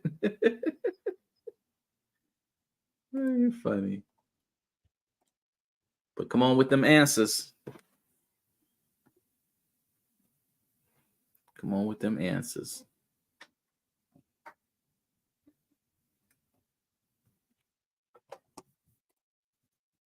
Sister Tess. If we go with this one's got me, because if we go with what some people say about regeneration / reincarnation, it would be true, but I don't believe in reincarnation, so I'm gonna say false. B. Okay, what about you, Cindy? I'm feeling the same. A lot of people push regeneration. Reincarnation is false, but regeneration is true. But I don't read that in scriptures myself. So I have to say false. Okay. Sister Barbara, she was asking, Sister Abba said, why you got to put reincarnation in there? But reincarnation is when you come back in the form of someone else, essentially, without getting like too crazy down a lot of the different rabbit holes. When you're dying, you come back as somebody else.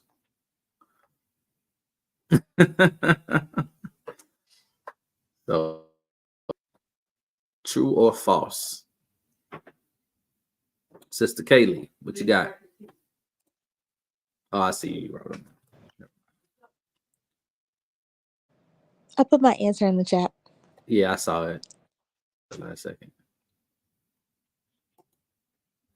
What she go tell me? What she go tell me? What's she gonna tell me?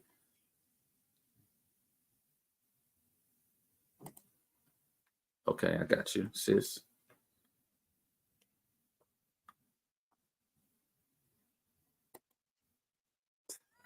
Who's switching up? I don't. When do I switch? I don't be switching. I stick with my guns.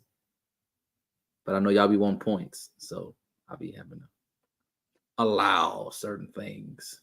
Give y'all points that y'all be wanting. Professor S. I'm gonna say B. This is a pretty debated subject, though, actually, but I'm gonna say B. Yeah, it wasn't that serious. I ain't have no type of agenda with this right here. Reincarnation, it's not a thing. It's not a thing. It's not a thing. Now, it is a more difficult question because they claimed that they thought that John the Baptist came in a spirit of Elijah the prophet, but that was just a claim. There was no proof to that. There was no confirmation of that in the scriptures. Reincarnation is heavily talked about in some different like Asian religions. But no, it's not a thing in the scriptures. Exactly. It's all pagan false. Sorry, done. I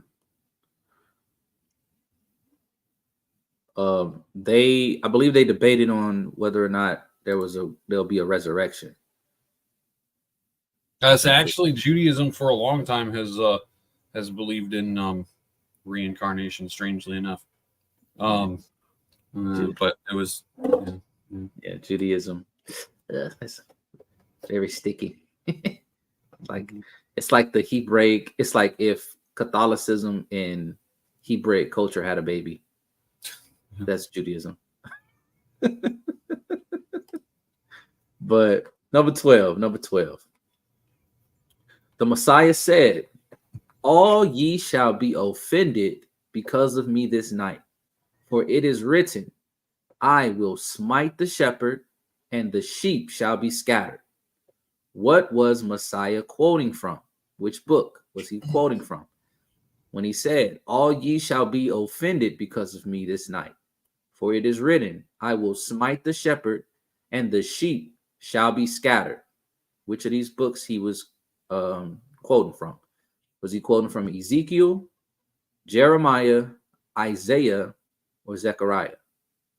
A, Ezekiel, B, Jeremiah, C, Isaiah, or D, Zechariah? 30 seconds.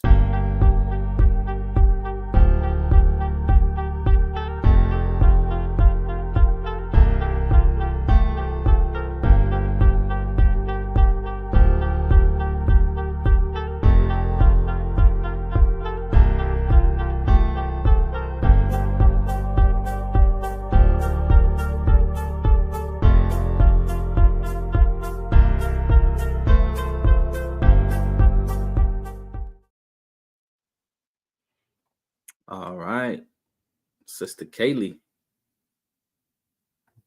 I'm gonna go with,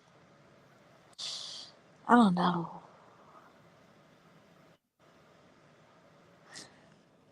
I'm gonna go with D. D? Yeah. Okay. Or is it Isaiah? Because Isaiah be saying a lot of stuff. Isaiah No. do. I'm gonna just keep my first guess. Okay, you sticking with D as in dog, right? Yes. Okay. Sister Tess and Sister Cindy. I'm gonna go with C. C. Okay. Isaiah. Cindy. Yeah, I'm gonna go with C as well because I feel it's right. Because I was kind of stuck between the two as well. So C.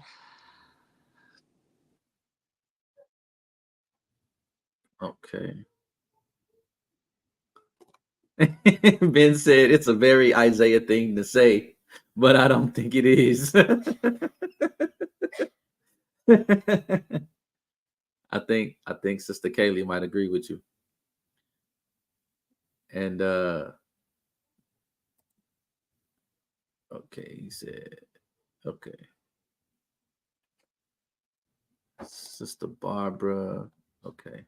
And Professor S. So I'm pretty sure it's D. He says D. The correct answer is D. D. Zechariah is what he was quoting from. So you was good to stick with your first thought there, Kaylee. Okay, so I've only lost 2 times, right? The competitive nature is coming out. No, I'm just trying to, get them extra bonus points for the next time. Well, I'm looking at the thing. Let me see. Is you on here? Oh no, you went on this one. You from last week. You ain't had no bonus points from this for this one. Looking at the list. I mean, people are missing questions, so it's still up for grabs. Okay, all right.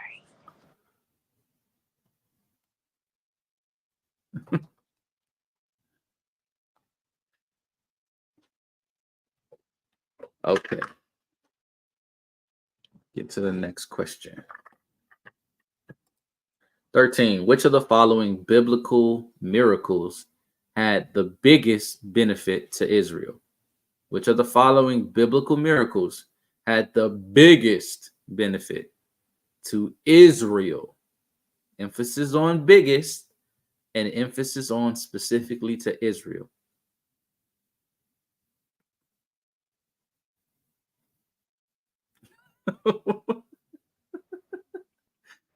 Okay. What I is he need help. talking I need about? help with some of these pictures.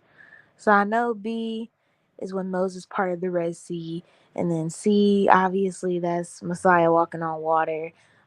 Is D when he raised like Lazarus from the dead? D is not when he raised Lazarus from the dead. D is when he rose from the dead. And A is Oh, Noah's Ark. ooh, that's tricky.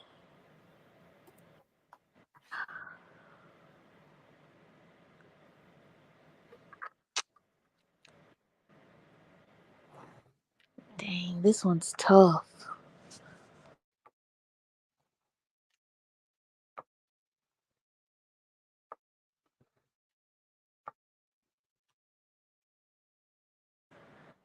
Okay, but I have a question though. Messiah, when he rose from the dead, he helped everybody, not just Israel.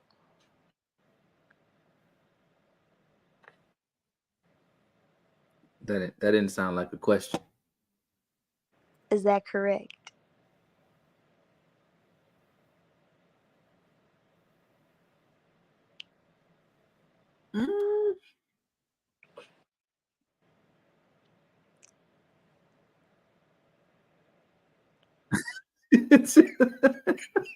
Sorry, I was reading. She going in. Yeah, because at first I'm like, that's easy. That's B. But then he's going to be like, nope. Look, all I'm going to say is think about your answer, get convicted, whatever you pick, and then when the time comes, everybody going to explain. That's all I'm going to say. That's all I'm going to say on this one. So,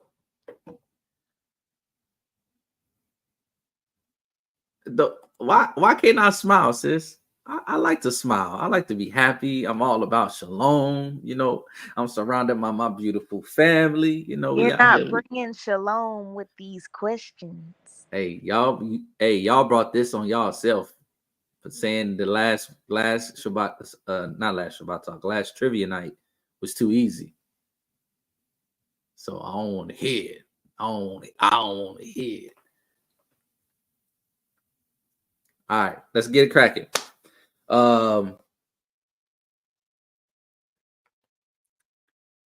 Let's see.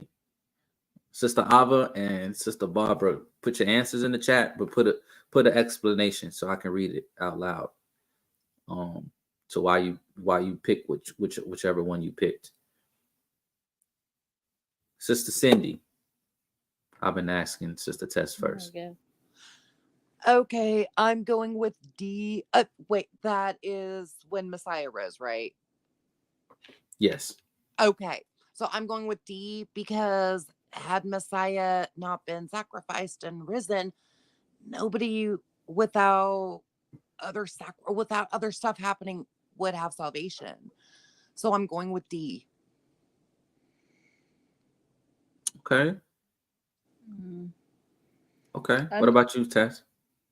Yeah, I'm stuck between A, B, and D. I'm gonna go with D.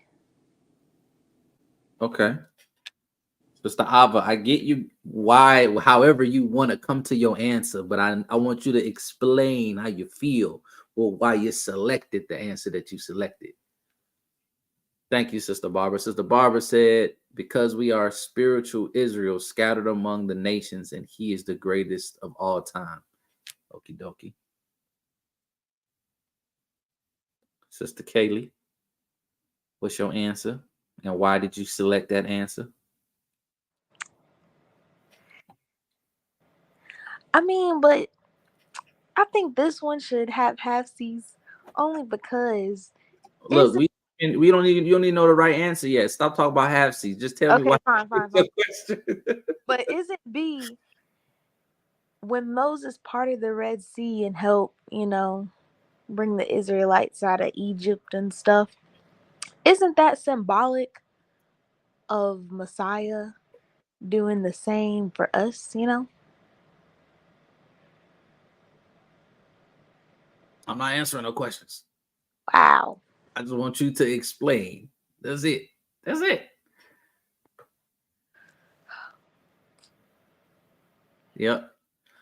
Fine. I'm gonna go with I'm gonna just go with D and play it safe because I'm gonna just go with D. Because okay. Professor S. Because what? Go ahead, Kaylee. Because what? Oh, I was just gonna say because Israel is included in that and being saved, also with the Gentiles too.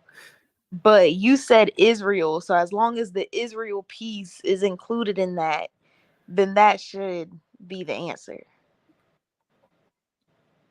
Okay, but I see where you're going. I see how you're going with it. Professor S. Yeah, man, I'm gonna have to say D. I know you emphasized Israel and all that, but D was also for Israel, and it actually was virtually only for Israel because it's the only way that. I'm gonna go with D. I'm guessing the answer might be B, but I'm gonna go with D. The answer to this question is. I wanted to hear y'all answers. I wanted to hear y'all point of view. If you would have picked C, then I'd have said you're wrong. But if you picked A, B, or C and you gave a good enough explanation, I was gonna take it. A, I understand, like if you were thinking from the perspective of, well, before you even had Moses or Messiah coming in the flesh, right? Saving Noah and his family was literally preserving Israel down the line, right? Because they would have been wiped out. So I would have understood from that perspective, and I would have gave you a point. If you'd have picked B, thinking more literally, right, focused towards Israel, because Moses saved Israel through, the power of the Most High. He split the Red Sea. Then I could understand that. And everybody else picked D. Everybody picked D, which is, yeah, it was for everybody, but it's for Israel. Because whether you're a Gentile and you convert to what? Being Israel, right? And also for Israel to be able to receive grace. So, yes, all three, A, B, and C, I would accept. I just wanted to hear what y'all answers was while y'all over there sweating. Kaylee, but I got a question. What about this? What about that? What about this? It's funny to see you squirm, though. I will say Well, I enjoyed. what I would you enjoyed have that. picked? Huh? What would you have picked? Which one would I have picked? Yep. I mean, they all check the box. I would say, if you're talking about spiritually, D would be the most significant. If you're talking about physically, then A would probably be the most significant. Because there would be no B without A. So I would give A the edge over B. But spiritually, I would say D. But all of them are the right answer except C. Him walking on the water ain't got nothing to do with anything. I just threw that in there to be honest.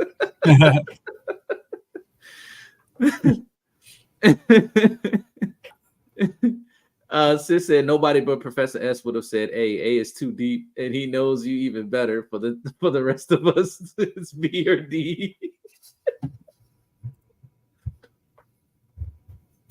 Yeah, no, I was just trying to throw some people off though, but I just really wanted to see what your guys' reasons were. All right, number 14. Which of these were spared after Israel warred against the Midianites? This week's Torah portion, see specifically, is it A, the women, B, the virgin males, C, the virgin females, or D, the women and children? Which of these were spared after Israel warred against the Midianites? Hint is from this week's Torah portion. Is it A, the women, B, the virgin males, C, the virgin females, or D, the women and children? Which was spared? 30 seconds.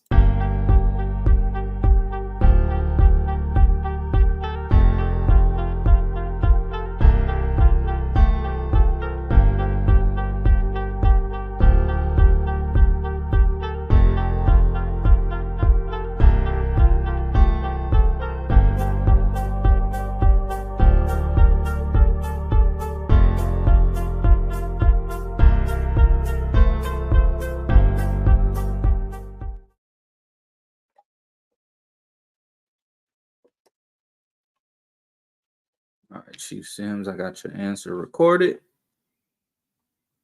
Got you too, Kaylee, and Sister Ava. Sister Barbara, come on with your answer. And Tess, go ahead. Another tough one. I'm going with C, the virgin females. Although I believe it was the children too. I think it specifically said virgin females.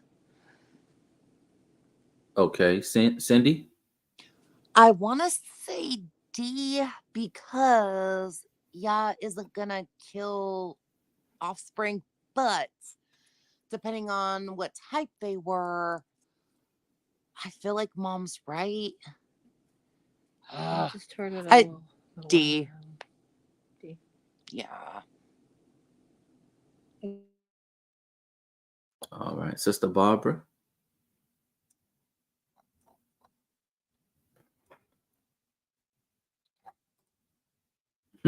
Sis say, you talking about the first sparing or the ultimate sparing? Look, you think I'm just always trying to trick you. I am be trying to trick you all the time. I try to just give some difficulty, raise the difficulty level up from all pro to all Madden. You know what I'm saying? That's all. But all right, Sister Barbara, got you. Professor S, go ahead with the answer. I'm gonna go with C. C is correct.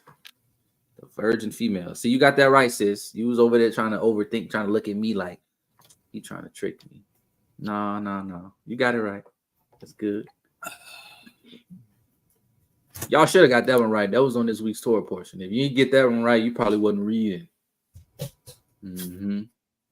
All right, number 15. What is the closest depiction of the meaning of the Hebrew word for spirit? See, earlier y'all said something about it was in English, so it wasn't. Let's not focus on the Hebrew. Well, here we focusing on the Hebrew. Okay, what is the closest depiction of the meaning of the Hebrew word for spirit, for ruach? Is it A, B, C, or D? Is it A, B, C, or D? Sister Barbara said I had to think of the strategic reasons. A, B, C, or D? A, looking like there's like the spirit outer body experience, looking, kind of seeing this depicted right there. B, you got the standard dove with the twig in its mouth, right? Then you got C, Casper the friendly ghost out here kicking it. And then D, you have what's looking like wind or breath or something like that.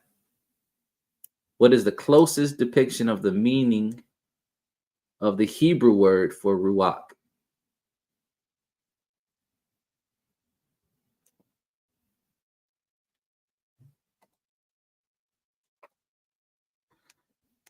Sister Cindy, go ahead. D. Tess? D. Let's see. Okay. And Professor S?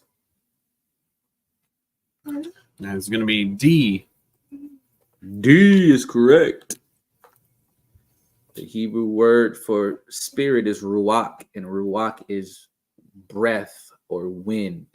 That's the meaning of it. The breath of life, right? It ain't Casper the friendly ghost. It's not that stupid bird. It said that the Holy Spirit descended on his shoulder as in the form of a dove. Not that the Holy Spirit was a dove. Every time you type it, you can go to Google and just type in Holy Spirit. You're gonna see a bunch of these right here. It drives me nuts. And this like out of body experience, that's kind of like what we picture or depict. Number 16, true or false? The Messiah altered the eye for an eye law when he said to turn the other cheek. True or false? The Messiah altered the eye for an eye law when he said to turn the other cheek. True or false? 30 seconds.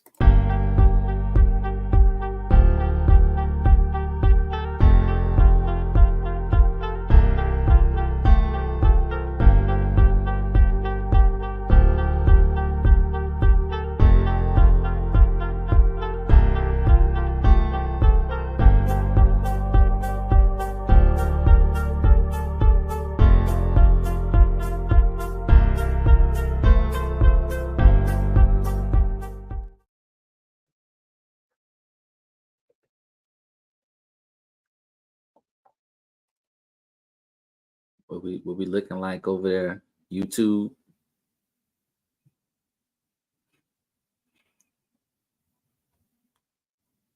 All right. Sister Cindy. Okay. I'm saying a true, because things were violent until Messiah. Messiah tells you to turn the other cheek, walk away. Somebody is being, so I'm gonna say true.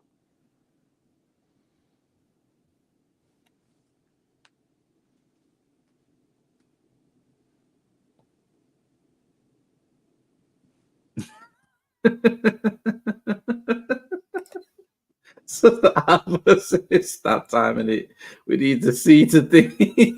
What's on the line here?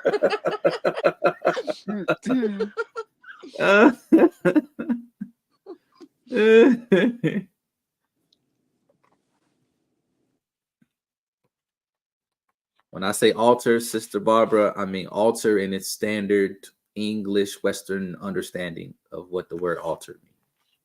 Alters means. Did he alter the eye for an eye law? So come on with it. Give me y'all final answers, Sister Ava and Sister Barbara. Tess, what answer did you give?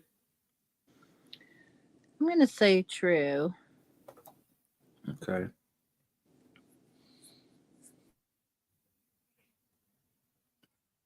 Boss man said, okay, so you're going with Ben there. Okay.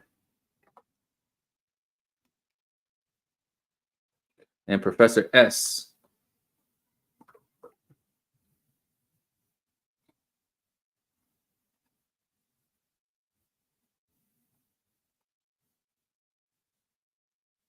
Maybe he stepped away.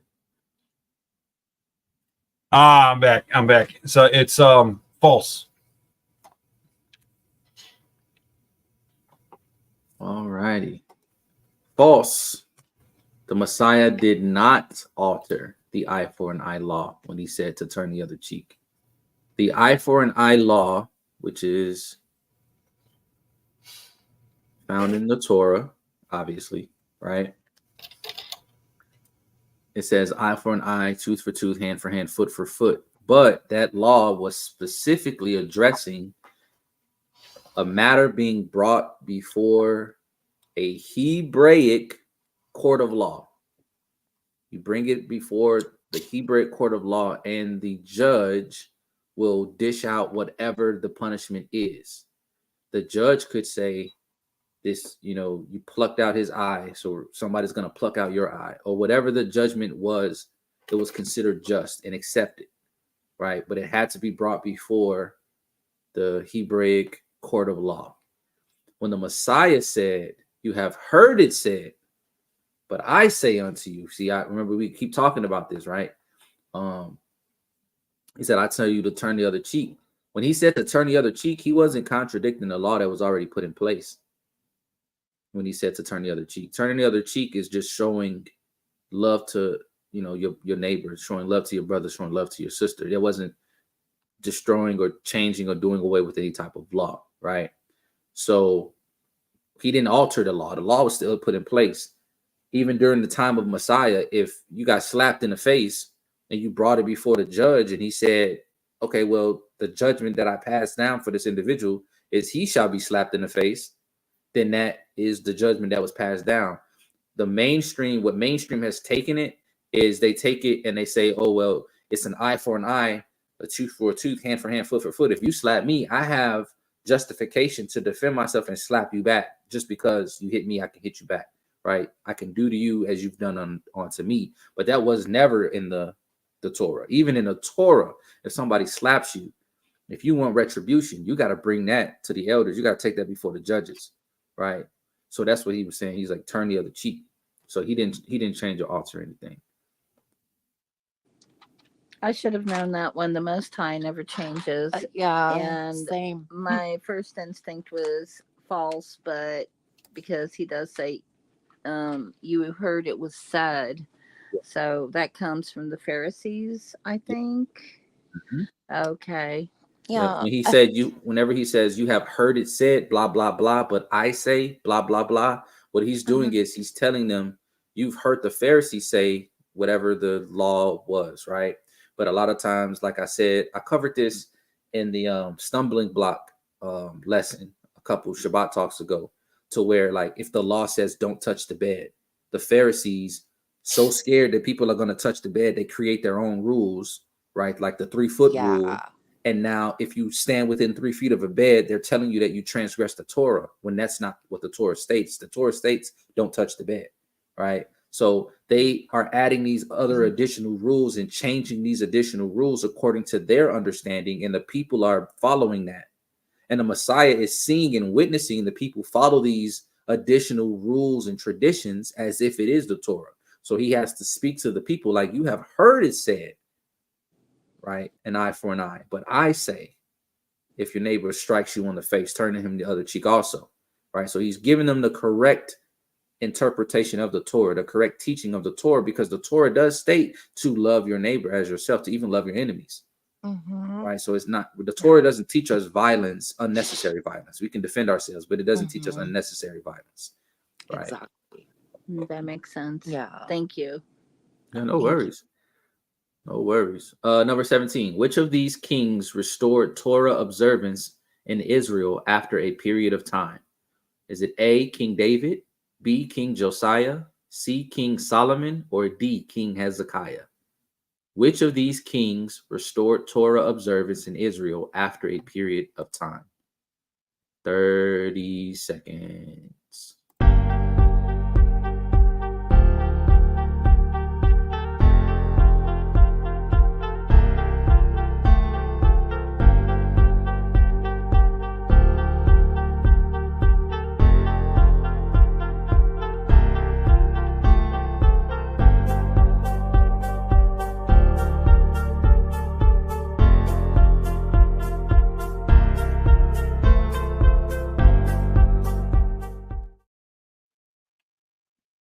My bad, Professor S. I didn't see you put that message in the chat. Sorry, man. I was like, Professor S? Professor S? No, it's all good. All right, let's see. Okay. Cindy, what you got? D, just because it feels right to me. I've been reading through scriptures and that's just what feels right to me. So D. Okay. What about you, Mama Bear? I'm having a brain fart. Sorry, excuse my language, but between B and D, I'm gonna go with D because it just feels right. Everybody picked D. Everybody picked D. Really? Everyone did? So far, everybody has. Oh, wow. Shabbat Shalom, Sister Zakaria, my beautiful sister. How you doing? Shabbat Shalom. My apologies for my extreme tardiness. We have just gotten on the road back up to New York, so I was packing up everything. But we're doing well. All esteem to the King. Shalom, everybody. All praises to the Most High for safe traveling mercies. Khan, I just texted you too, so also that. Okay, I'll check it. I'll respond. Real quick for you, sis. Which of these kings restored Torah observance in Israel after a period of time? Would it be King David, King Josiah, King Solomon, or King Hezekiah?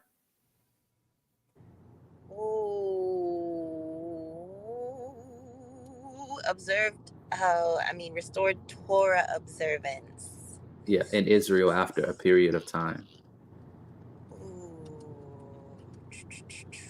Dang. I'm stuck between B and D. Just because everybody's been picking D and I'm super late and I don't really feel like I have skin in the game anyways, I'm gonna pick B. Let's go with B, Josiah. All right, Professor S, come on with it. The correct answer is B.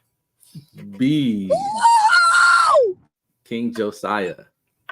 Wow. This one right here is a little bit more closer to home for me because Cam's name. Sorry. Yeah, I named my eldest son. His middle name is Josiah because that king was so profound in the way he restored the Torah observance and how he responded when he realized that they hadn't been keeping it because they didn't know it. Yeah. Right. The way he responded. This is a very particular, particularly profound account for me as well. You know, King Josiah, man. Good stuff. Yeah. Now, sis' question, she says, wait, but didn't King Josiah do it too? Right? Did Hezekiah do it too? Now that I'm thinking about it. Hezekiah was a righteous king, but he didn't it wasn't like he restored it after. Was he just one of the ones mentioned, like, and he did what was right in the eyes of the Most High, and he did this and this and this and that. Mm-hmm. Hold on, I'm gonna quickly look it up because everybody picked D, so I'm gonna see if it's some truth to it.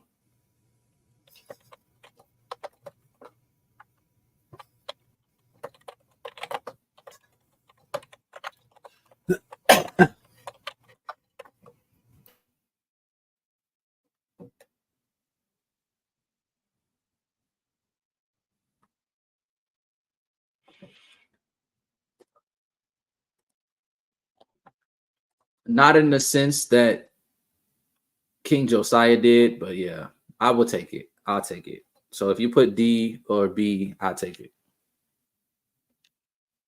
Everybody put D, so yeah, we'll just take it. He restored a lot of things, King Hezekiah did, but it wasn't like specifically Torah observance. Like when King Josiah did it, like it had been so long that literally they were unaware of the Torah. Like that's how bad it had gotten. And they found the book of the law and brought it to King Josiah, and he read it and he wept and rent his clothes, and then he stood in front of the entire congregation of Israel reading from the book of the law, and everybody was just like, oh my goodness, we have done so many wicked things. Like, and they all on one accord said that they would keep Torah, and then Torah observance was restored in Israel. So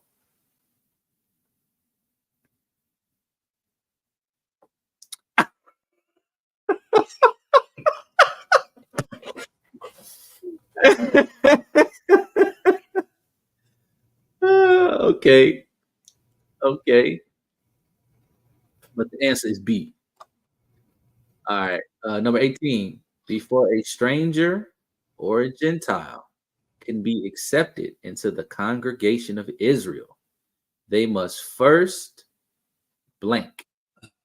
Before a stranger or Gentile can be accepted into the congregation of Israel, they must first blank.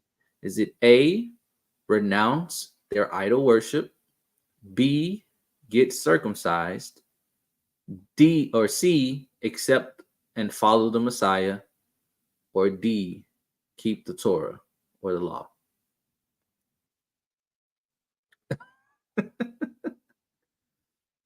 Before a stranger or a Gentile can be accepted into the congregation of Israel, they must first A, renounce their idol worship,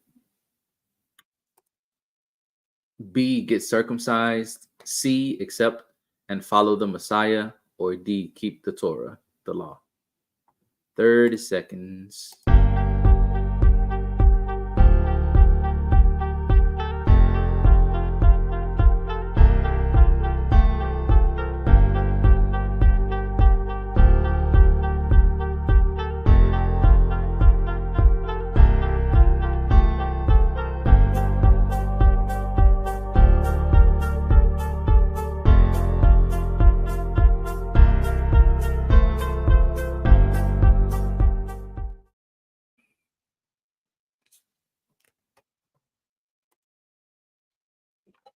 Sims, I got you.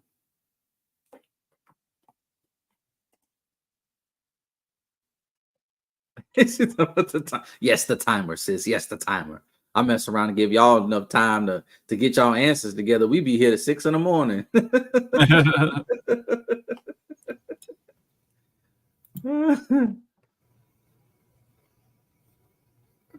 All right, Sister Tess, hit me. I'm gonna go with D because part of Torah is renouncing idol worship. So I say D. What do you say, Cindy? I'm saying D because Mom just reminded me when you accept the Torah, the rest follows. So D. Okay.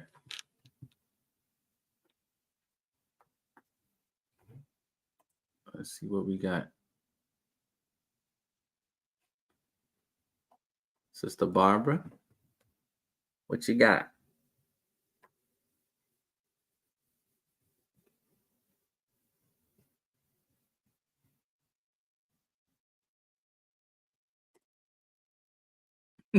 Zakaria, I said this feels like a trick question.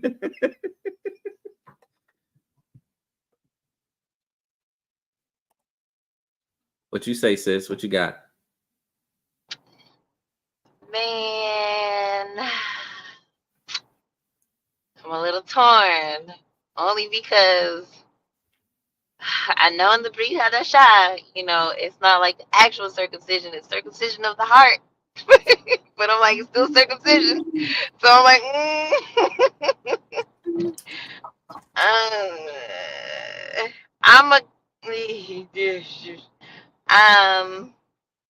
I'm I'm gonna go ahead and go with man. I'm gonna go with D. Keep the Torah. Okay. Yeah. And what about you, Professor S?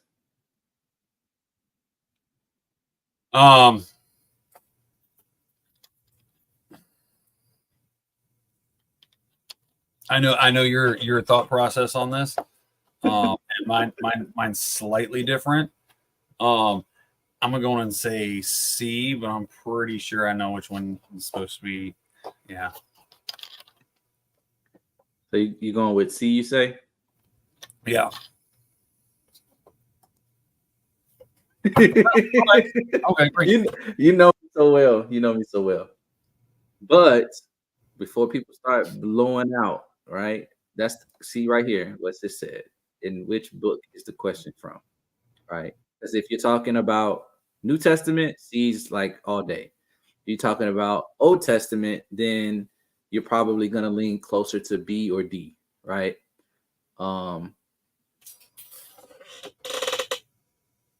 But B is a part of D, right? B is a part of D. A part of the Torah is getting circumcised, Right. right? So,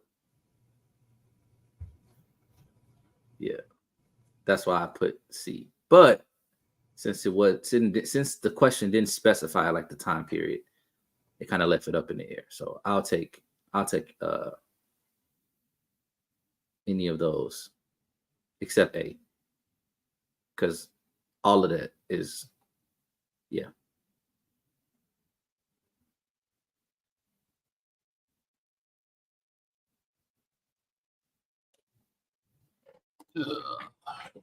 Yep, good point, sis. Yeah, I was more torn on it because the time period wasn't specified. Mm-hmm. Yeah, you see less mention of the strangers in the New Testament, more so the Gentiles. But yeah, strangers and Gentiles are synonymous. But yeah, I got y'all. Yeah, I'll take any of those. Number 19, true or false? The Gospel of Luke's mention of being a light to the Gentiles is only mentioned in the New Testament. The Gospel of Luke's mention of being a light to the Gentiles is only mentioned in the New Testament. True or false? It's only mentioned in the New Testament.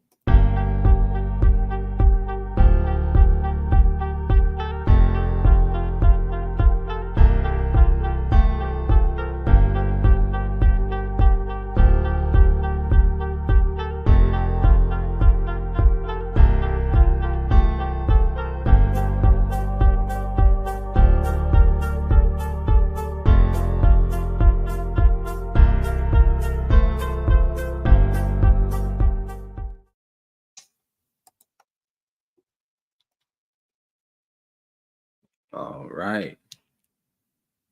Bailey, I got your answer. Chief Sims, I got you.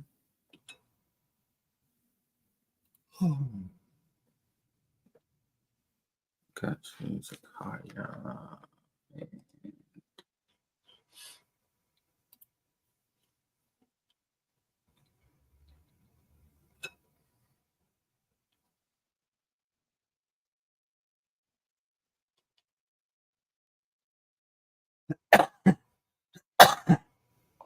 Sister Barbara. Which way we going? Sister Tess and Sister Cindy, what y'all got? I'm going with B. Nothing B. new under the sun. Exactly. B. Like mom just said, nothing new. So Okay.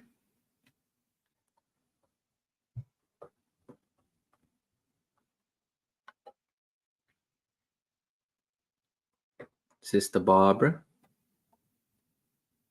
Before we go with the correct answer.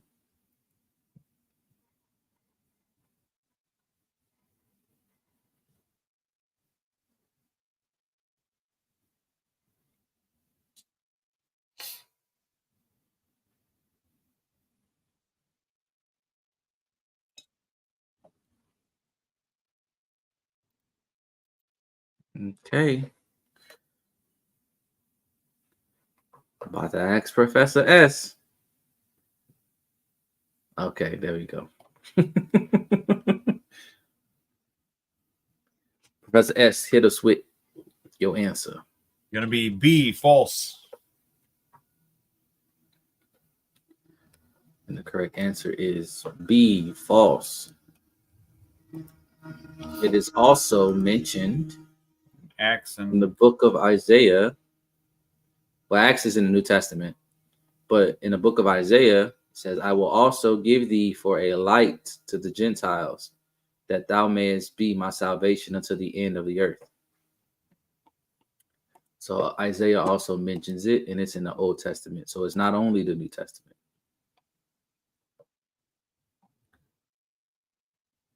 But says, I think you were just looking like too much into it on that one.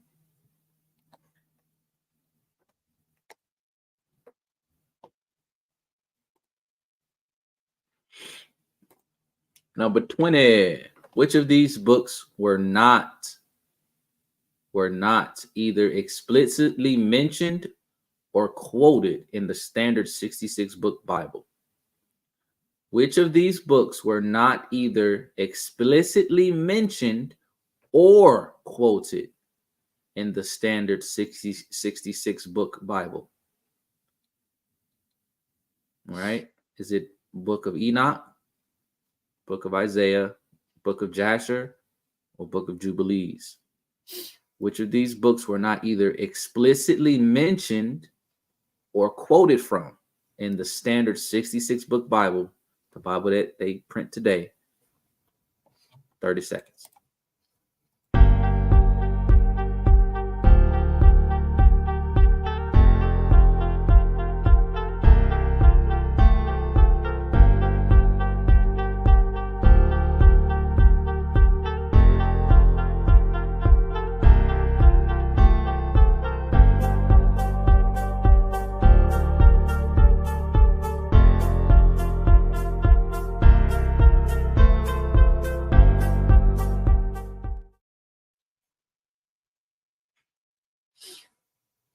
All right.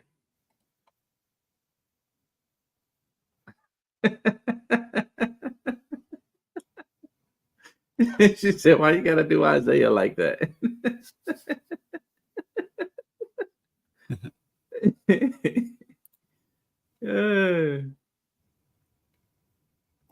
All right. Sister Cindy.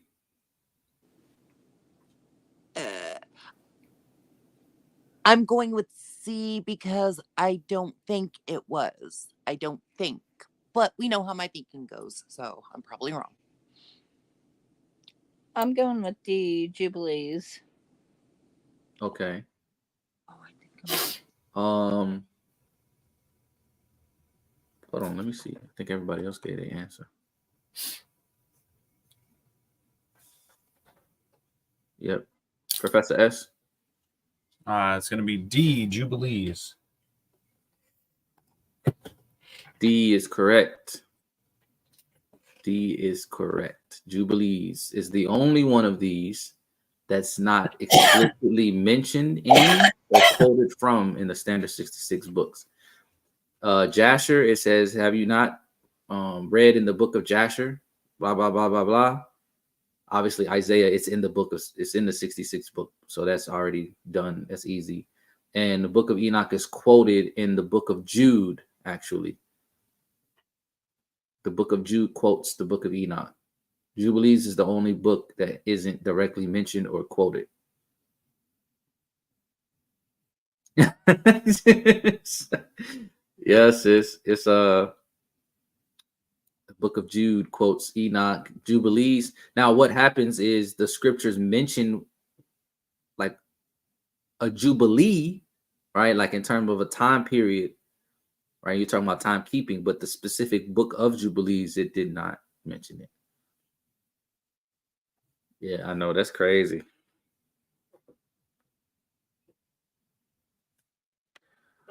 Let's see.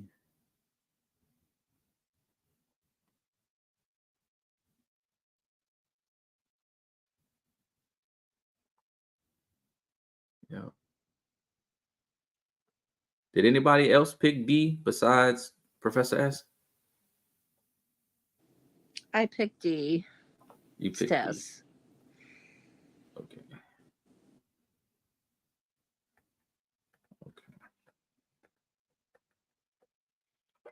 And the bonus question is worth 4 points. 4 points, 2 points for each individual that you select. So if you missed a couple questions throughout today, now's the time to really lock in on all them points. Sister Ava, I got you. So the bonus question is, which two of these individuals did not have blood on their hands, either directly or indirectly? So that raises the stakes a little bit, right? Either directly or indirectly. Which two of these individuals did not have blood on their hands? I'm gonna go down the list. Moses, Elijah, Joshua, Judas, Solomon, Job, Cain, Saul, Pharaoh, Herod. I put Joshua in there twice, my bad. Jehu, Paul, John, and Samson. Which two of these did not have blood on their hands, either directly or indirectly? I'm gonna give y'all a minute. I'm gonna leave this up so you guys can keep looking at the names, because it's a visual question technically.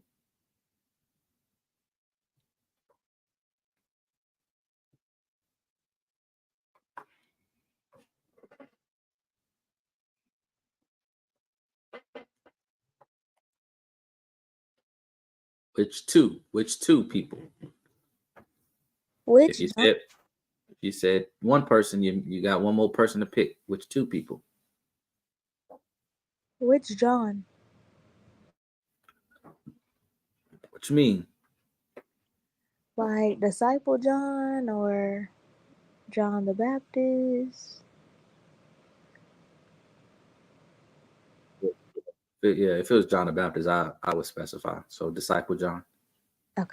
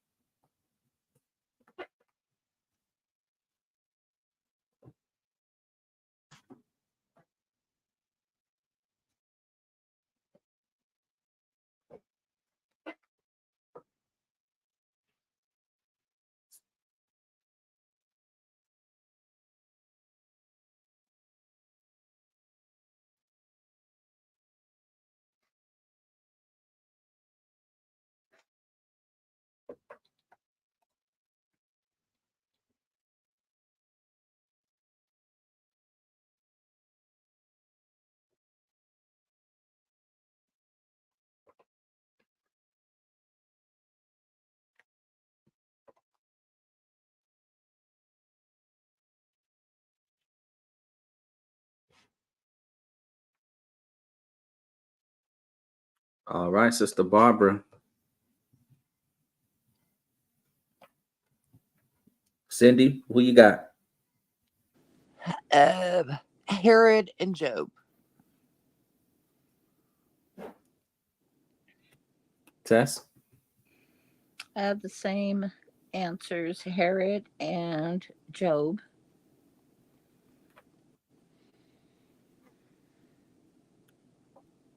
All right, Sister Barbara.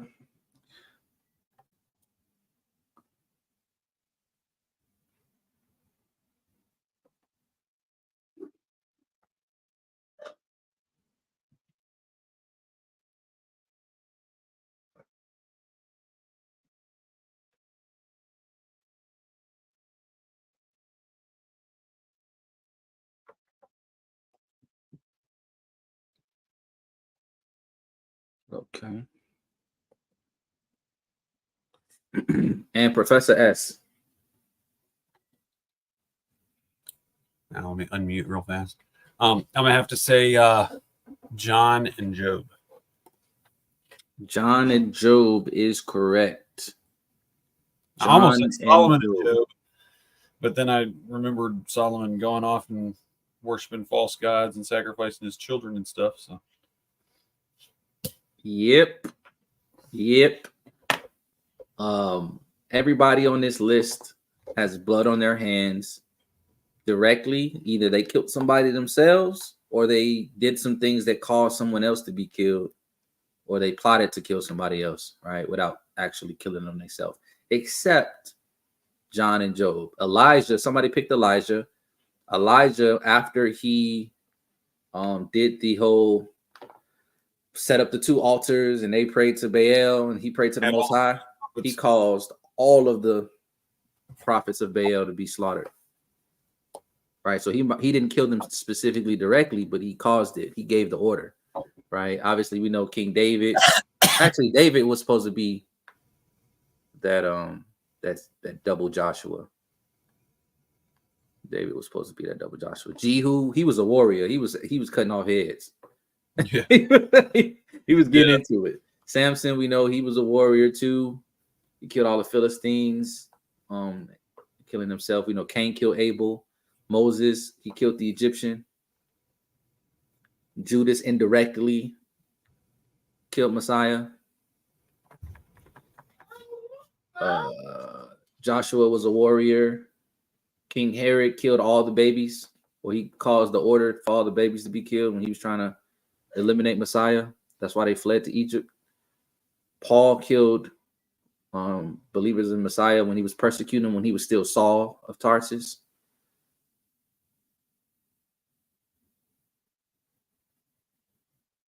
Oh, sis. Okay, I get where you were coming from. Yep, I get what you were coming from. But I mean, just because you technically would have blood on your hands, it just depends on why you got that blood on your hands, right? Because Elijah killing all the prophets of Baal, that was righteous. That was a righteous move. Yeah. I wasn't saying that having blood on your hands was evil, because even Moses killing the Egyptian wasn't considered evil.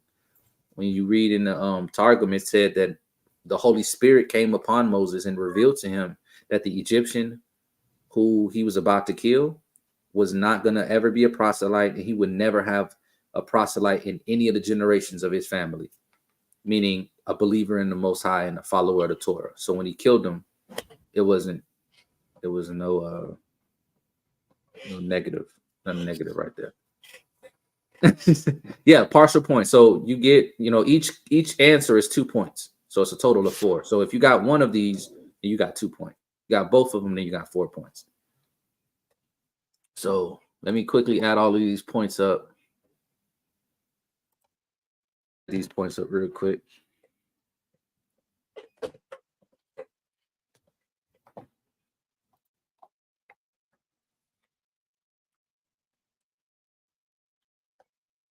Okay.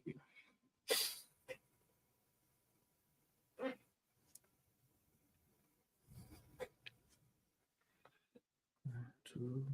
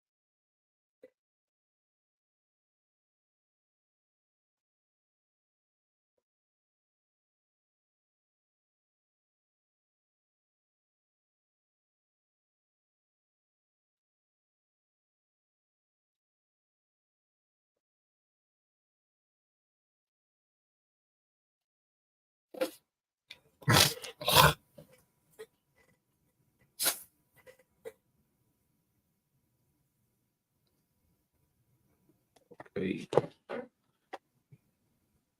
Sister Zakaria, you want to run through the rest of the questions, or are you good? The ones you missed, are you good? Oh no, I'm good. I'm good, family. I don't want to keep everybody. But we gonna shoot for it next time, though. I'm coming for heads. I'm playing. Okay. So obviously, Joe, Professor S will be in Professor S. He had the most of 24. He didn't get anything wrong. But he don't count. So next up, we have Sister Ava with 21 points.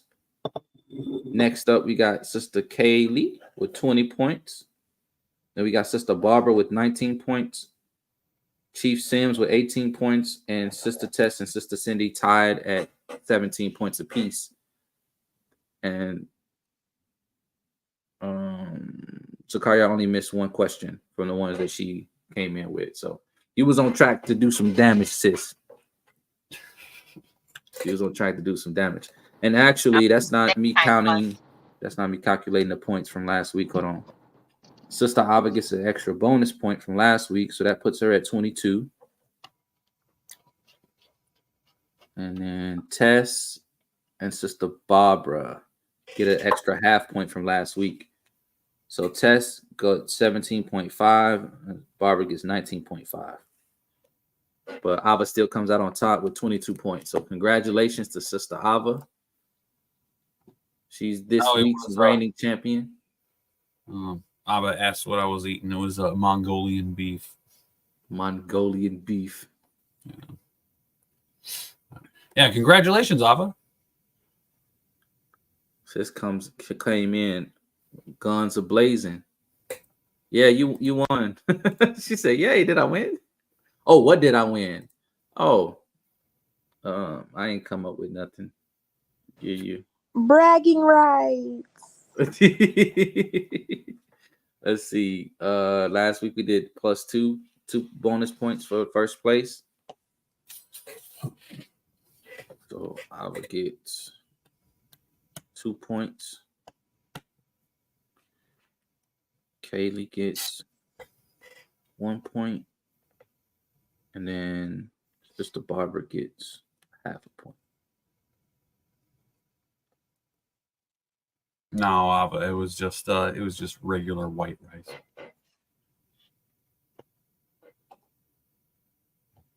What's in the chat? Yeah, let's go. Yeah, does anybody have anything they would like to share or bring up, any questions before we close out?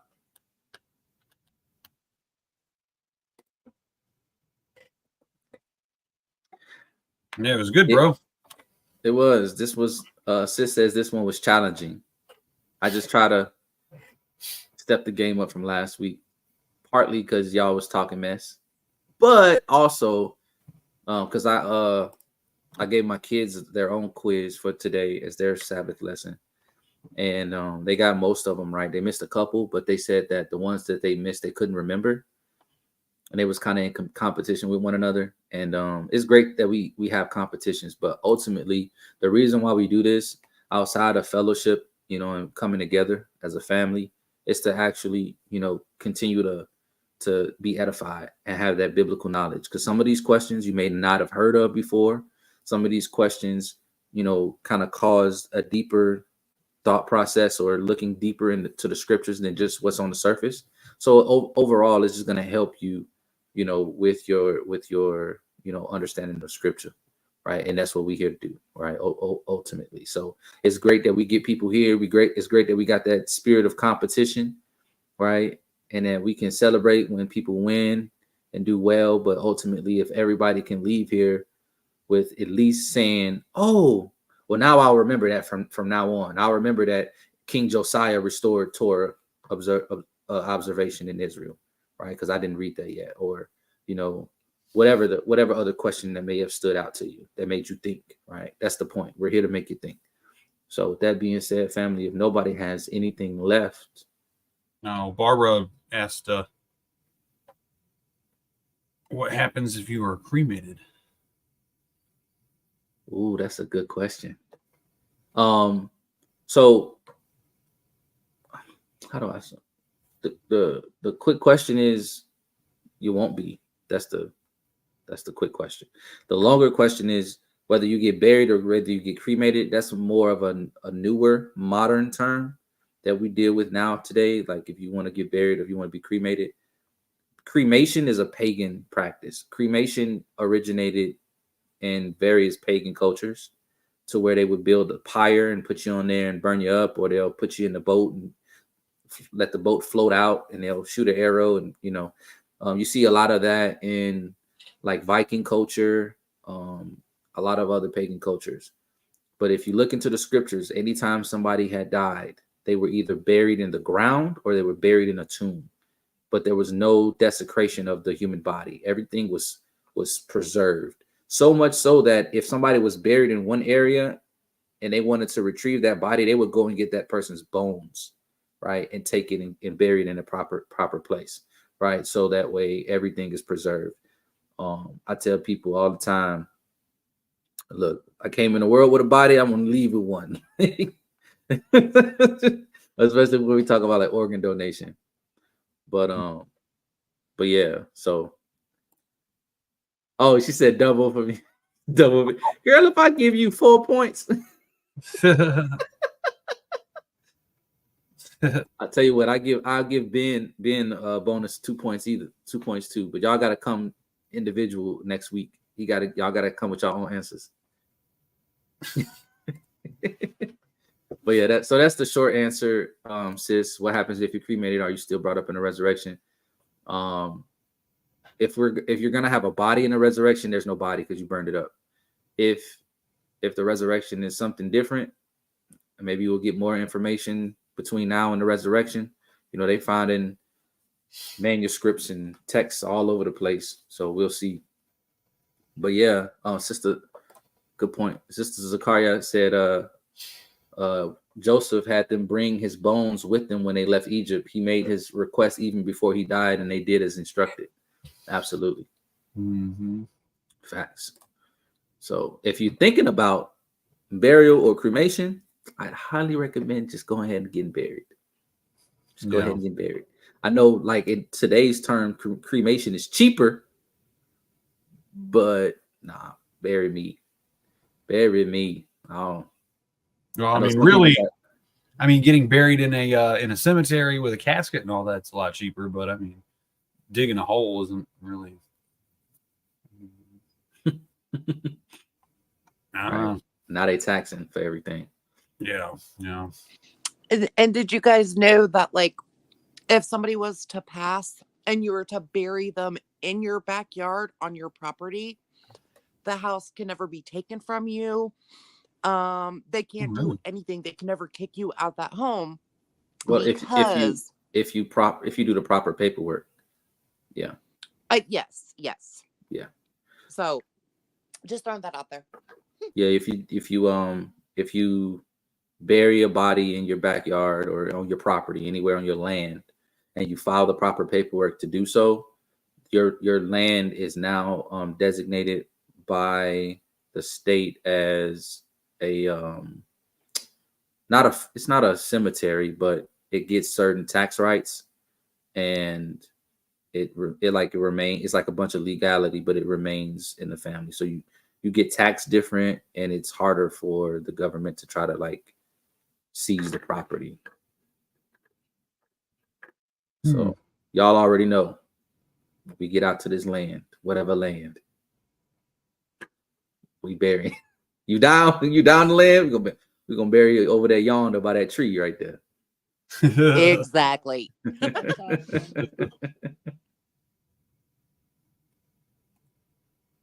God, what is the proper paperwork? Parents are both buried on ours. Yeah, brother. I don't know the proper paperwork off the top of my head. I'm pretty sure it's easy to find. You can probably Google it. If you want to tackle that, we can pick a day and start looking into it and getting more on that, because heck yeah. You need to get that if you already did it. So go ahead and get that out the way. Let me know if you need any help with that. I had never done it specifically myself. Oh, he just came back in.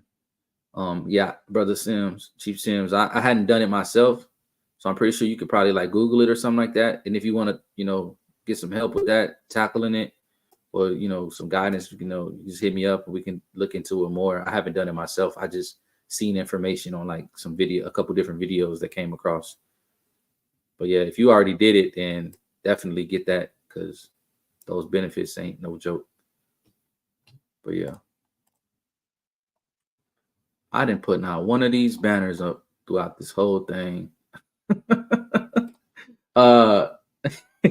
If you like the content, man, like, share, comment, and subscribe. I appreciate everybody in the chat for joining the discussion, asking questions, coming at my neck, whatever the case may be. I appreciate you joining in the dialogue.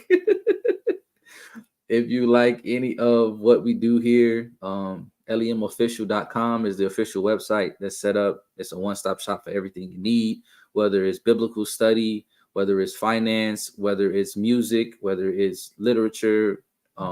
It's literally everything. If you're interested, if you're watching this video, you're interested in joining the coalition, I did a live stream earlier today with Brother Lucas, Seven Trumpets Prepper, and Brother Tawo, Pastor Tawo. That was a pretty good one. I talked about the coalition for a little bit on that too as well. If you missed the Scriptural Sabbath Summit, go ahead and check that out. And if you want to support the platform, donate to the Cash App at US Coalition 144. Because we take all donations. We appreciate you, right? But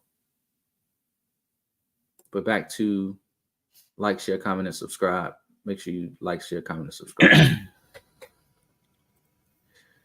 This was Trivia Night, family. May the Most High bless you, keep you, campus angels around you, and give you peace that is shalom in the Messiah's name. Shabbat shalom, everybody. Shabbat shalom. Shabbat shalom.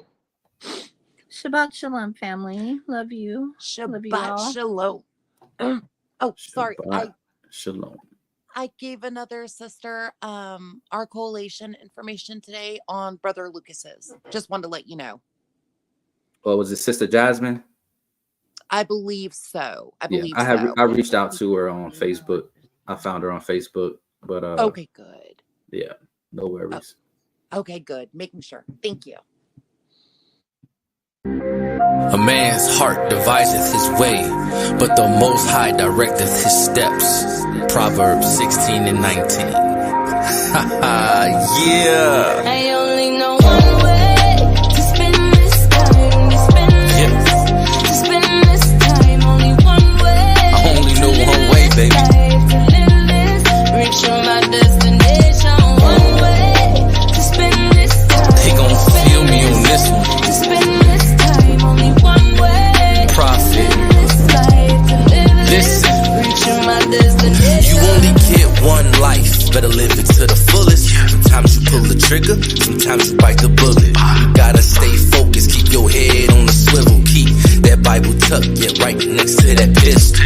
I be counting blessings, so you know I keep that faith. When it comes down to a higher gear, I step up to the plate. I don't know why people sell their souls, it's really such a shame. They be burning for eternity for temporary fame. Come on. Good one. Oh, I didn't even in the stream. I got in the stream.